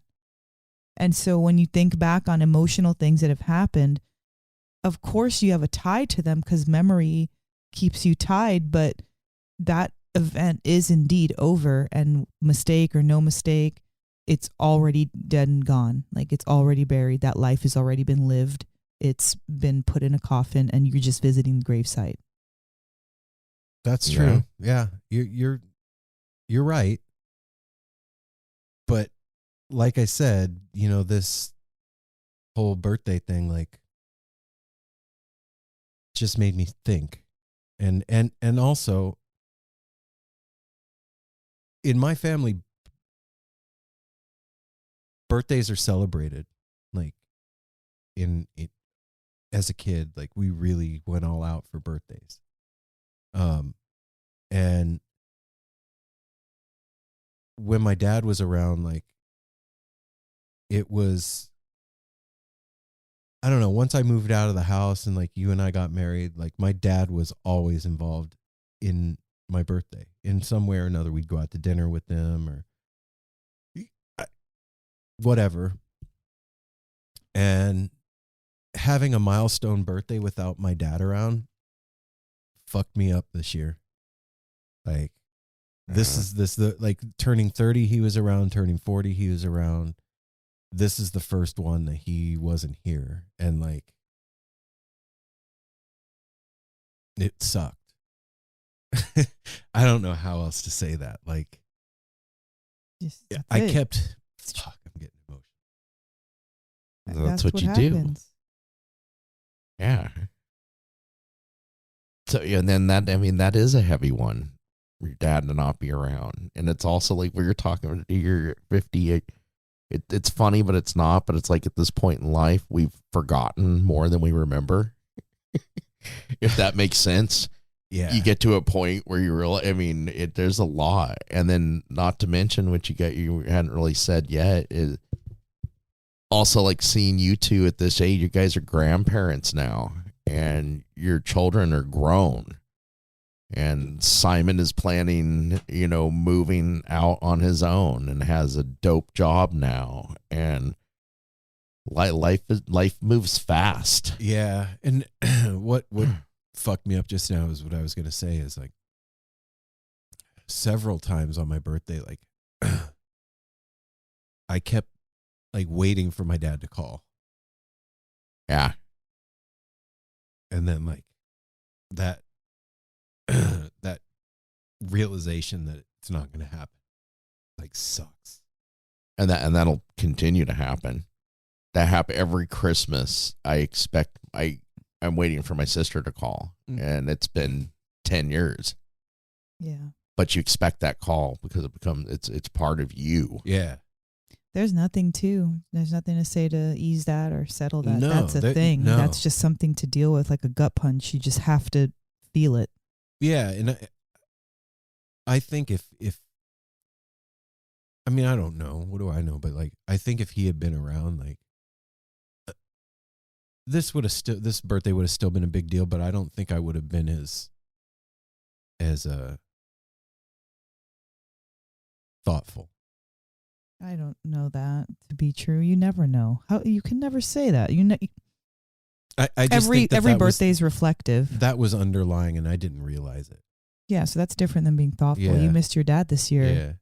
Yeah, that's something that you did. You mixed up with being reflective and thoughtful, but it was the underlying current was I miss my fucking daddy. Yeah. Your dad had a way of bringing like seriousness and complete humor, like in the same way. He would have had some dad jokes he for was 50 fun and scary. And some sound advice as well. He always had some fantastic advice that you would never hear from any other mouth. No, man. Like, dude, that guy fucking worked for the mafia. That was like, just legit. one of his tiniest little lives. Think about how many lives he'd lived. He was a freaking stuntman, a movie producer, freaking mafia. You can even hear about that. He talked about that when we had him on the show. Yeah. When he talked, who was it that like spit at him? Meyer Lansky. Yeah, like damn. Yeah. So. Yeah. So it was a trip. It is a trip. I'm sorry you missed your daddy. Yeah, it sucks, man. I tried everything I could to distract you. Look, babe. No, I know but it's you not got about us me. I'm too. just saying. We miss your daddy too. So we're, you got us for that too, man. I have to say, man, you guys fucking went above and beyond the Call of Duty on this one. Like, words fail. You guys fucking killed it. Mel, boom. You fucking killed it. And there's no to do until 60 now, so yeah, enjoy it, fool. No, check it out. Off the hook. Next November 30th is mine and Mel's silver wedding anniversary. Not this coming one. No, this is 24. Not in a few days. But next year. Yes. I was thinking about it today, and I said that to her. I was like, holy shit, Mel. After the 30th, we are legit working on it. Made me feel like we needed to get China. It's the nice china that you break out when. Yes, it totally made me feel like that. And last night, after was it last night? Yeah, my birthday was yesterday. Last night after we went, he's creeping in. When was it? After we went and ate, we were driving home. Me and Apple were in the front seat, and I look at the clock and it's like 6:20, and I was like, "Hell yeah, dude! I killed that over 50 dinner time. Be home chilling by 7." And I was like, I totally get that like old man thing of like having dinner and then sitting in your chair in your comfortable clothes. That was funny. I was like, oh, we're gonna make it home right in time for MASH and All in the Family. Unbutton your trousers and lay in the lazy boy. Have a piece of cherry pie. I was like, that sounds fucking dope. Right now. Shit, I get it. I made fun of that shit for all those years, but those dudes You're living it now. Up. Those cats knew it was happening. Mm-hmm. We never knew it until you get older. No, man. So, yeah, sorry for getting all. So your week was full misty. of excitement because it was celebrating your birthday, but a huge underlying sadness. Yeah, my because of glasses Dad. are all fucking steamed up. Fogged up. There's a lot going on. Well, and I said it to her. I'm so happy. I'm so happy that you're 50. And that you have a partner in crime. And that we're here together, man. Yeah, we brother. made it to 50, and 50 is a big one. I'm a couple years in now, and you start to. We talked about it a little last week. You start to realize what's really fucking important and what you don't got time for, and how precious time is, and all that. I just think about like that kid that I was like running around the lot, and it just seemed like a forever thing. Like life is a forever thing, and it so fucking isn't. It's not. Like there was not even a thought for an end to living. Do you know what I'm saying? Or like getting older. It was it's so far off. Be like in that moment forever and damn the consequences and fuck everybody else. Like I'm deal with it later. Yeah. And oh shit, it's later. What do I do now? But yeah, man, it's and what you do now is you go have an amazing freaking time at Crystal Ballroom, seeing green sky bluegrass with Holly Bowling. Bro. Wow. We haven't even talked We about haven't it. brought it up. I guess I'll start that because my week was, it was fantastic. I was a little, excited about Aaron's birthday because it's exciting. I've been thinking about it, and I'm proud of you, and I've been reflective, thinking about all the lives we've lived also, because my sister, I was talking to her, and she started bringing up all the stuff that she remembers. Like, you have to think, perspective is an entire story all itself. So if you're living a real life situation, but if someone's looking at your life situation, that's a whole other story. So she's making me remember all these incidents, and the way that she's making me remember, she's like, I remember when you and Aaron always would get new cars. And I was like, well, look, this is because that one broke down. That one was because I had bad credit and I had to do this. This one was because this one tried to help. And I'm Aaron telling was her, fucking in rehab. I couldn't pay for both cars. So I'm like trying to explain to her all the reasons why it looked a certain way, but she just thought it was so cool that her big sister was getting all these new cars. Oh shit. That's like, okay, that's what she was seeing. That's what she saw. And so she looked at that as a form of success. Like, wow, mom kept this car for like 20 years. Here Mello is like, she's like 5 years into marriage. She's got like 7 cars different already. So she didn't know that my marriage was falling apart, and that's why I had to change cars. She didn't know that our credit was shit, and that's the only thing we could qualify or that for. We were having a kid, and the only car that we had a truck, and so With we had a to get a two-seater fucking truck. minivan that we both hated. Yeah, like I remember the minivan. I remember many times you're bro, can you pick me up the shop again? Goddamn minivans. So it's just like I was thinking about all those things, and then we had such an amazing time at the Crystal Ballroom Thursday night for Aaron's birthday celebration.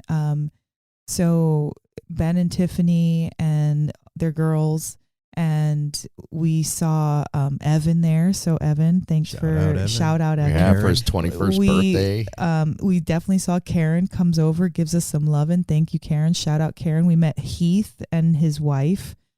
Gosh, I'm sorry, I don't remember Heath's wife right now, but so we had this incredible time dancing, and Holly Bowling brought that special thing that she does. She opened the show and she's playing Terrapin, and like Mel's standing behind me, and I'm like leaning I'm against spooning her. Aaron. Yeah, I'm standing leaning up against her, and we're coming on to our sacrament, and like Holly's playing, and Mel's like, "Hey babe, you're so refined for your 50th. We're listening to a piano Terrapin." And the perspective was hilarious here. I'm thinking like, there's the Grateful Dead, and look, we love them still. They're going strong. Dead and Company, we love you. But like, from all this like hippie and all this, now we're sitting in a theater that's like she's playing this solo with the light on her, and it just seems so sophisticated and kind of surreal and beautiful. And from his Misfits days to Holly Bowling, it just is such a huge transition, but not at the same time, it's a logical progression. And it was just like a proud moment. It felt so good to like be hugging you, like you're the one with the angel wings around you this time, and no matter, even if you're bigger than me or not, but like I get to like hold and protect you, and it felt good. And we were dancing, and just there's something about Paul's voice. It's like when you forget because you haven't seen something in a while, and then you see it again, and you're like, that's why I love that, or that's why that's my favorite. The way that his voice pierces the air, like there's nothing, and then Paul's voice comes in.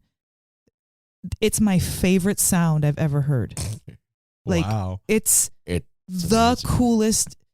The way that he comes in from nowhere, I don't even know how to describe. I know that there's listeners listening right now. They're just like going, "Yep, know exactly what you're talking about." It just is insane. It's amazing. It's comforting. It's strong. It's beautiful. It's sexy. It's haunting. It's scary. We were talking about that. He's like so many emotions at once. I feel like he's calling, and it's reverberating through multiple dimensions coming at you.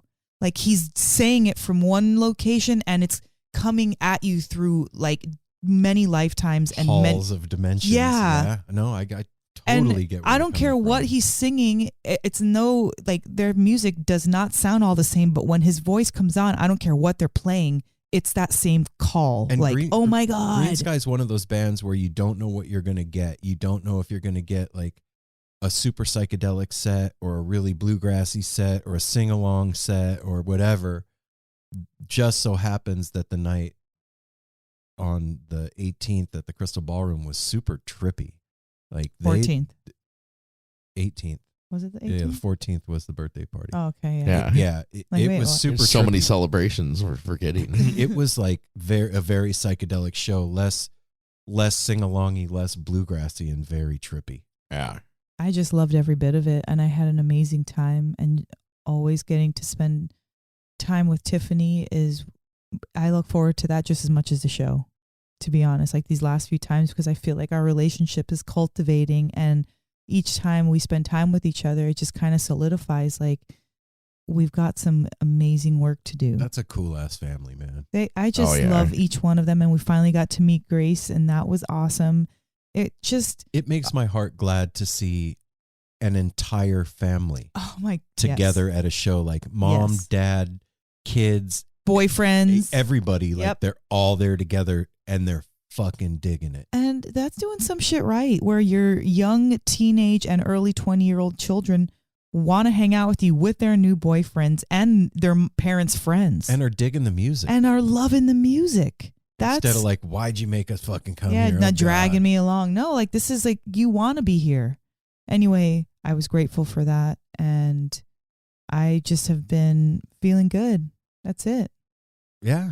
I mean, feeling good. What about you, Apple? You're motioning over to me. Aaron just looks at him and is like, wait, I thought you were... Take it away, Apple. Well, that's the same thing. Ditto. Oh, no. No. All right, cool. Thanks for listening to No Simple Road, everybody. The build up to seeing Green Sky was amazing, because it was several weeks after Vegas, and we did the Red Rocks run with them, which was freaking monumental. And this... Get it? Monument. You got it. I kind of threw that in there. You got it. Hey, it was easy. It was on your windshield. Oh my gosh. Oh, can we go on? Oh, Bring out your dad. No, but it was an amazing night. I was so psyched for that night. They got off of work like a little early, got home, was just like fucking dancy already, ready to go. It was Aaron's birthday celebration. It was Holly freaking bowling.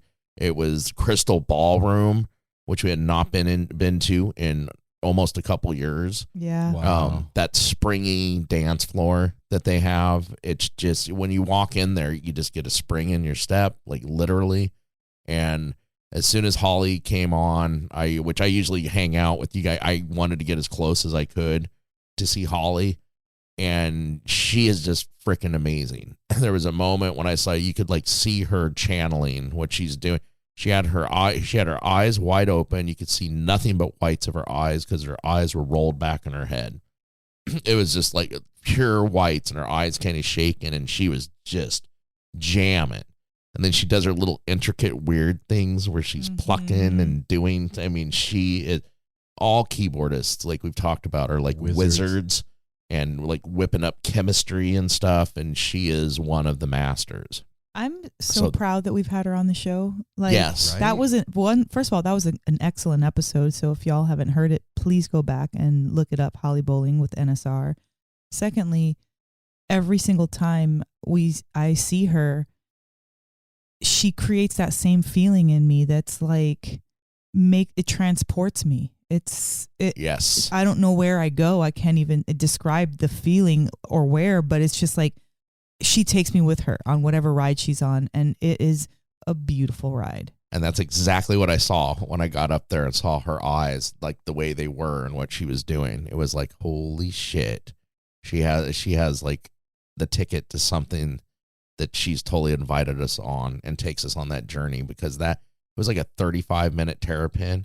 It was terrapin into the squirming coil. And she throws stuff. She threw like the Peanuts Linus type thing. There, I was playing it at work, some of the clips, and like Nate, my buddy at work, knows classical. He's like, dude, that was a little bit of Tchaikovsky right there. Like, she knows how to sprinkle little Easter eggs all throughout it, of little teases, like and if like you don't Fish know, does. you don't know. I mean, yeah, that, like, there's little teases here and there all throughout and stuff. That was just amazing, the performance she did in that room. And then when Green Sky came out, like Aaron said, we got a good, heavy, trippy show. Mm-hmm. And Anders on that freaking dobro was like shaking. The windows were shaking in the crystal ballroom and stuff. And like we were talking the other night, the one thing I love about bluegrass, and especially like how Green Sky does it, I mean, Paul's a singer, but everybody all sings and everything. There is such a brotherhood of sharing. There is no spotlight. They share the role. Stage. Yeah. Everybody, the way they pass the solos all around and then come back into the group thing. And it's haunting. It's angry and soothing at the same time. And sweet. Paul's voice has hopelessness, but all the hope in the world in it at the same time. The way he sings with such like, it's like a fervor. chariot race on a cloud. Yeah. I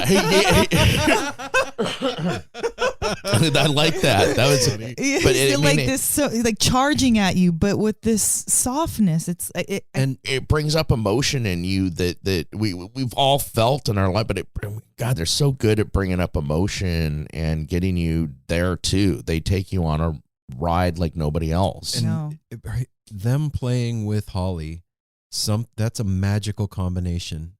Holly and Green Sky they Bluegrass. Both up each other's game. There's I don't know, an energy between those like two that's they special. lock in. Yeah, they lock in together.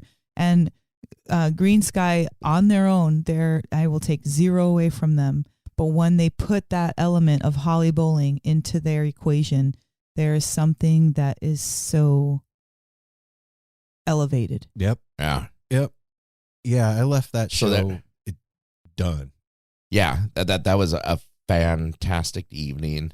And then me and Mel both had to work the next day. That kind of that was actually really rough on me. Like that kicked my ass for the entire weekend. I'm glad we had nothing to do. Well, no, we did have something to do, and we had to cancel because I was so exhausted. I woke up the next day late for work. So I got into work, and when you're late, you just have that anxiety. I came home from that night. I took a shower and fell asleep the whole night, and we had a concert that night, and we were going to go see World's Finest. Yes. And Hill Stomp, which I was super stoked about because first of all, I really wanted to see World's Finest. Finally, Chris had invited us. We were super stoked. We hadn't seen them at the home turf, all this business. And with Hill Stomp that we interviewed at, String Summit at Meltdown. Summer Meltdown. At Summer Meltdown. And I was dressed and ready to go, and we just could not do it. We thought about the mechanics, like, okay, we'll get there, and then we'll be fucking exhausted. Sometimes it's just not the right thing to do when you're not 100%. No, I was literally not sick. Yeah, exactly. Right now, especially in the climate that we're in, to go bring that to the family is not cool. No, so bad energy ain't cool. We just were smart about it. Stayed home, enjoyed early evening, early to bed, and I had to literally work again the next day at 5. So there was no rest for the wicked. Yeah, well, that's where I told you I actually fell asleep sitting up at my desk and started snoring. And that's when I was asked by my boss if I was okay. And I was like, yeah, I'm fine. What, are you hungover? Like, you're snoring. I'm not snoring. I was resting my eyelids. And then, but it was just fantastic. And then we just had a chill weekend. Watched there's a lot of good things that came out on Netflix. So who's ready to go see Lettuce? Oh, dip. Shit. No, I'm ready. It's nice we have a little break until that comes up. That's very soon here. And then we rolled. The rest of the week was like getting through the weekend, enjoying each other's company at home. Everybody was cozy. It feels like we haven't done that in a long time. Just be home and not have an interview or someone coming over or a concert or anything. So I've actually, my spirits have been up because of it. I'm at home. I feel like, when you're gone from your house a lot, you get disconnected from it. Yeah. And so just being home, feeling grounded, feeling planted, get rooted, doing more yoga, doing my self-care stuff. Yeah, man, we have one more show on December the 4th to go see Lettuce. And then we have a break until the end of the year. Well, it's not really a break because we have Christmas and all that. But as far as shows and craziness, sacrament, we'll be things. home chilling for almost a month. No, I'm excited about everything. I'm looking very forward to that. The cap off the week is back to the Star Pizza. If you were in the Portland area, seriously, that was so awesome. But because Aaron mentioned the other day, I was like, what are we doing for your birthday? And I usually expect steakhouse, something like Aaron's like, we're going to that pizza place. I'm like, fucking pizza. In the back of my head. A coworker recommended it. And thank you so much, Mike D. Oh my God. It was the best. Mm-hmm. It was amazing. It was the best. All the appetizers, the drinks, everything, the atmosphere. It was wonderful. Food, water, atmosphere. That capped it off, and now here we are rolling into. Well, this is coming out it's Tuesday night. We're recording it's Wednesday right now. It's coming out Wednesday, my dude. It's Wednesday, my dude. Mm-hmm. And then we got Thanksgiving. So everybody, happy Thanksgiving. Yes, happy Thanksgiving. Okay, Apple, you started. What are you grateful for? What am I grateful for? Well, you can do one or two things, whatever. You can only do 2. You have to stop at 2. If you do 3, you're going to get kicked out of the room. I'm grateful to be here and healthy. Just simple as that. We've had a rough 2 years. I mean, I honestly, I used to always say that as a joke. I'm just happy to wake up, look in the mirror, and see I'm still here. Fucking honestly fucking mean that. It's been a rough couple of years. Lots of people, lots of sickness, lots of things, lots of crazy turmoil in the world. I'm just happy to be happy and healthy and here for myself, you guys, and everybody out there. That's it. What about you, Mel? I'm definitely grateful for you, babe. I'm grateful for, especially during these last few years, our partnership has meant more to me than it has the past 24 years. And it's maybe because the pandemic, maybe because it's grandparenting, but I feel like this last few years has really underscored my alliance with you and my importance and how awesome our relationship is. And it's not that maybe I did take it for granted, but I just didn't realize how well we work together and how well we don't need to say things, that things just happen between us. And I appreciate that. Like, it's not a dependence, it's a mutual, it's a partnership, elevated existence. And I really appreciate, so I'm grateful for you this year.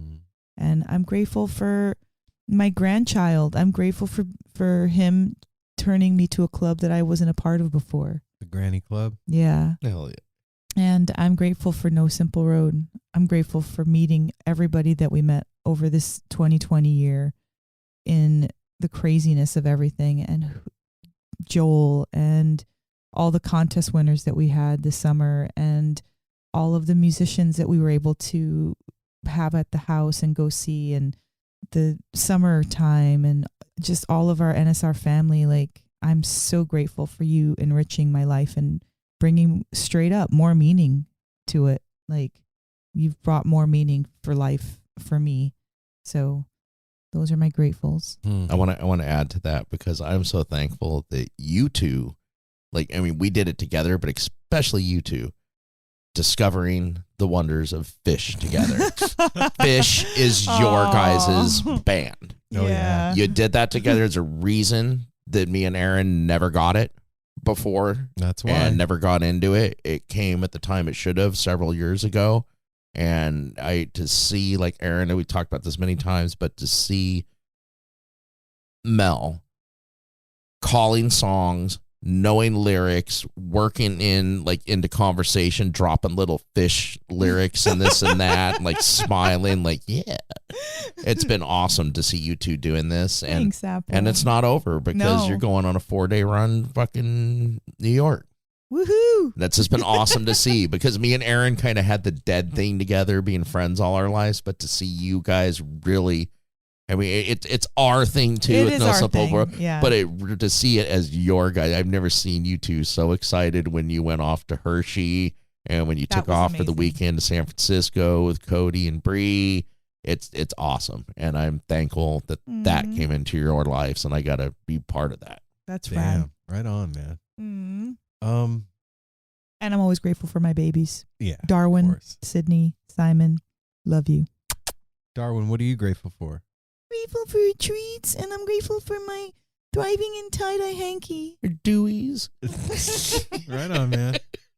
Can we do this before? Can we say about Erica and Tim and Thrive? Yeah, go ahead. Thank you so much, Erica. Oh my and God. Thriving in Tie-Dye. Everybody. And Tim. Go look them up on Instagram. Thriving in Tie-Dye. Thriving in Tie-Dye. And check out their beautiful ice dyed tie-dyes. Ice dyed tie-dyes. Tie-dyes. I'm wearing my Tie-dyes. purple one. Thank you so much, you two. I don't know if you knew that, or if you've heard me say that purple's my favorite color, but I'm wearing my purple one right now. It's beautiful. It is so soft and comfortable too. Yeah. So thank you for sending a package, and Aaron received it on his birthday. So thank you. So yeah, grateful. I'm grateful for fish and for weed. No, I'm just kidding.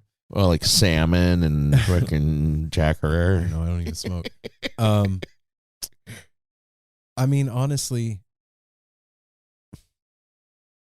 I'm grateful for being healthy. I'm grateful that at 50, I still have my mind. Bless you. We just got the same thing. I was just doing, my eyes totally started watering, and I was about to sneeze, and then you took care of it. I feel relieved too. Anyway, I'm thankful that Mel sneezed. Okay. Yeah. I'm grateful that after all the shit I've done, that I still have my faculties. Me too, babe. Because most days. Most of the time. And yeah, sure. But for the most part, yeah. And I'm grateful that I fucking stuck my tongue out at Mel 24 years ago. Showed her my tongue piercing. I'm grateful for that too, for sure. Yeah. For that moment. Yeah. Like I was talking about at the beginning, like there's those moments that I have regret over in my life, but that is not one of them. And that was a great fucking choice. I don't regret doing anything with you. No. Even the Starsky and Hutch moments. Oh my God. Before we leave, I have to say something. So I want, when you finish, let me know. Yeah. So, I mean, after all the shit that I've done, like there could have been a lot of health problems and I don't have them, and a lot of mental problems and I don't have them, and a lot of marital problems and I don't have them. And I'm grateful that I dodged those bullets. And I'm really grateful that we, the three of us, have this show. Me too. I've obviously like intellectually understood the value of what we do for us in the past, as far as like being able to talk about our shit and whatever. But 2020 and this year, this has been the saving grace for my mental health. Right. And I am really fucking grateful for this. Like, we do something together in here that we don't do any other time. We hang out and talk. Yes, we do that. But we do something different in here. Mm-hmm. And with you guys out there. And I'm super fucking grateful for it, man. It's not something that I ever planned. This is an organic result of doing No Simple Road, and it's fucking saved my life this last couple of years. So I'm super grateful for it. That's no. I was like short and sweet. Now I'm realizing mine encompassed a lot of stuff, but I'm very thankful that shows are back, because what Aaron was just saying, we realized and we heard a lot of feedback from you listeners and from artists we had on the show thanking us throughout kind of the lockdown. But when we got a return to shows starting at the end of July, to Horning's Hideout first, and then Red Rocks, everything we've done to get back out there and receive the hugs, the looks, the like in person. Yeah. That's when we really, it was like, holy shit, when people in person got to come up, give us a hug, and we got to thank them as well as them thanking us thanks for being listening. there. That has been the most amazing thing, to get back to that human connection. So that I'm so thankful for. What were you going to say, Mel? A fellow sister reached out to me, DM'd me on Instagram and asked if I would help spread the message. She has a 12:30 ticket to MSG that night, and she is looking to either trade for a 31st, or if maybe somebody has extra tickets and wants to do a trade, she wants to trade ticket for ticket on the floor. So if anybody knows anybody out there that is willing to switch a 12:31 ticket for a 12:30 ticket, that would be rad. Maybe you can't go on New Year's Eve. Maybe you made different plans. Maybe you have that extra ticket because somebody couldn't go with you. And you're like, yeah. So really bring this out to anybody that you know. So what do they do if they have the 12:31 ticket if that you they have want to that, trade? contact No Simple Road, and we will put you in touch with who you need to be put in touch with. Okay. Yeah. That way there's not so many trails leading. I don't want to put her stuff out there. You can get a hold of me on Instagram at No Simple Road. You can DM me there, or you could send me an email at nosimpleroad@gmail.com or info@nosimpleroad.com. Yeah, please, let's help a sister out, because she's not asking for something for free. She's like, let's do a swappy swap. Right. Yeah. Right. So let's rack our brains and let's put our feelers out there as a community and see if we can't hook that up. Yeah. And if anybody would like to do an all expense paid trip for me, no. Look, reach you out. never know, man. It is Santa is the giving season. Yeah. Santa gives all year. Santa's had a rough last 2 years and shit. Can't even like go around the kids or anything. It's Santa fun is the most fun I've had in the last 2 years of doing Santa is when we went to fish and you were and I dressed up like Santa for as long as that hot outfit lasted at a fish concert. Right. Yeah. So, there you go, everybody. That's our last thing I wanted to leave you with. Help a sister out if you can. Yeah. No Simple Road loves you. Call 871-9. Call the tepid line. 80. No, stop. Sorry. 971-808-1524. Sorry. I didn't want to give you the area code. 971-808-1524. And tell us your gratefuls. Yeah. What are your Thanksgiving gratefuls? And if you don't like Thanksgiving, fine. Let's change the word. Let's just say, tell us what you're grateful for. There's two people in particular, actually three, that if you listen to this, I'm asking you specifically to call the Tepid line and tell us you're gratefuls. The Grand Wazoo, Buzz, Nate, the Grand Poobah. I would really love to hear your two gratefuls on the Tepid line, and PJ. So if you three guys hear this, 971-808-1524, call and tell us you're grateful. Yeah. Everybody else, do the same thing as them. Yeah, man. And you know what? It's Wednesday right now, my dudes and ladies. And it's the day before Thanksgiving. I hope that you are all surrounded by the people you want to be surrounded by, that you're comfortable, that you're warm, that your bellies are full, that you're smiling, and that you have wonderful things to look forward to, because all that shit is important. And just remember that everybody here in this room, including Darwin, loves you. And we appreciate that you spend time with us every week. And we're grateful for each and every single one of you that listens to this show. And if you get the chance, go see Cats. Just do it. Do it. You gotta see You're in them. Colorado. Go check them out. Disco balls, lights. You're going to get your doors blown off. Fun. Yep. So we will be back next week with more stuff and things. Remember to follow us on all the social media platforms and blah, blah, blah. NoSimpleRoad.com and shirts Patreon. and Patreon. Those and all cute that dollars. crap. And take care of each other. Smile at a stranger. Safety third. Hydrate. And we'll see you next week. We love you guys.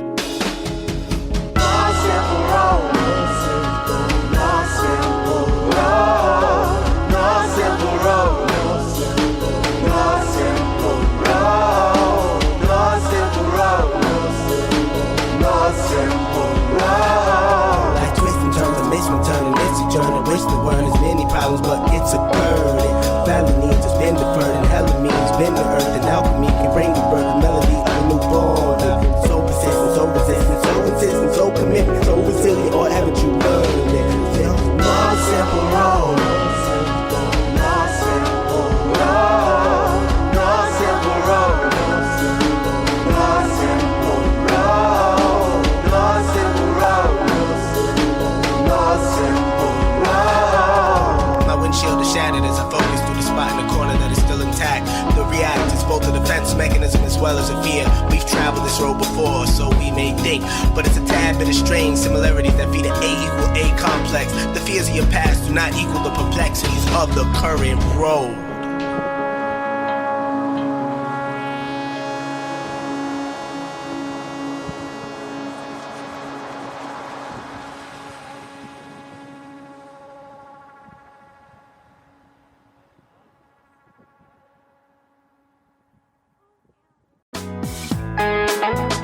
Hey listeners, I want to tell you about the April-May 2023 issue of Relics magazine. Features a Dave Matthews Band cover story with additional articles and interviews with The National, Graham Nash, Wayne Shorter, ALO, Ivan Neville, our friend Eric Krasno and Stanton Moore, Marty Stewart, and much more. Check out the latest version of Relics and subscribe now at relics.com/DMB. Thanks, Relics.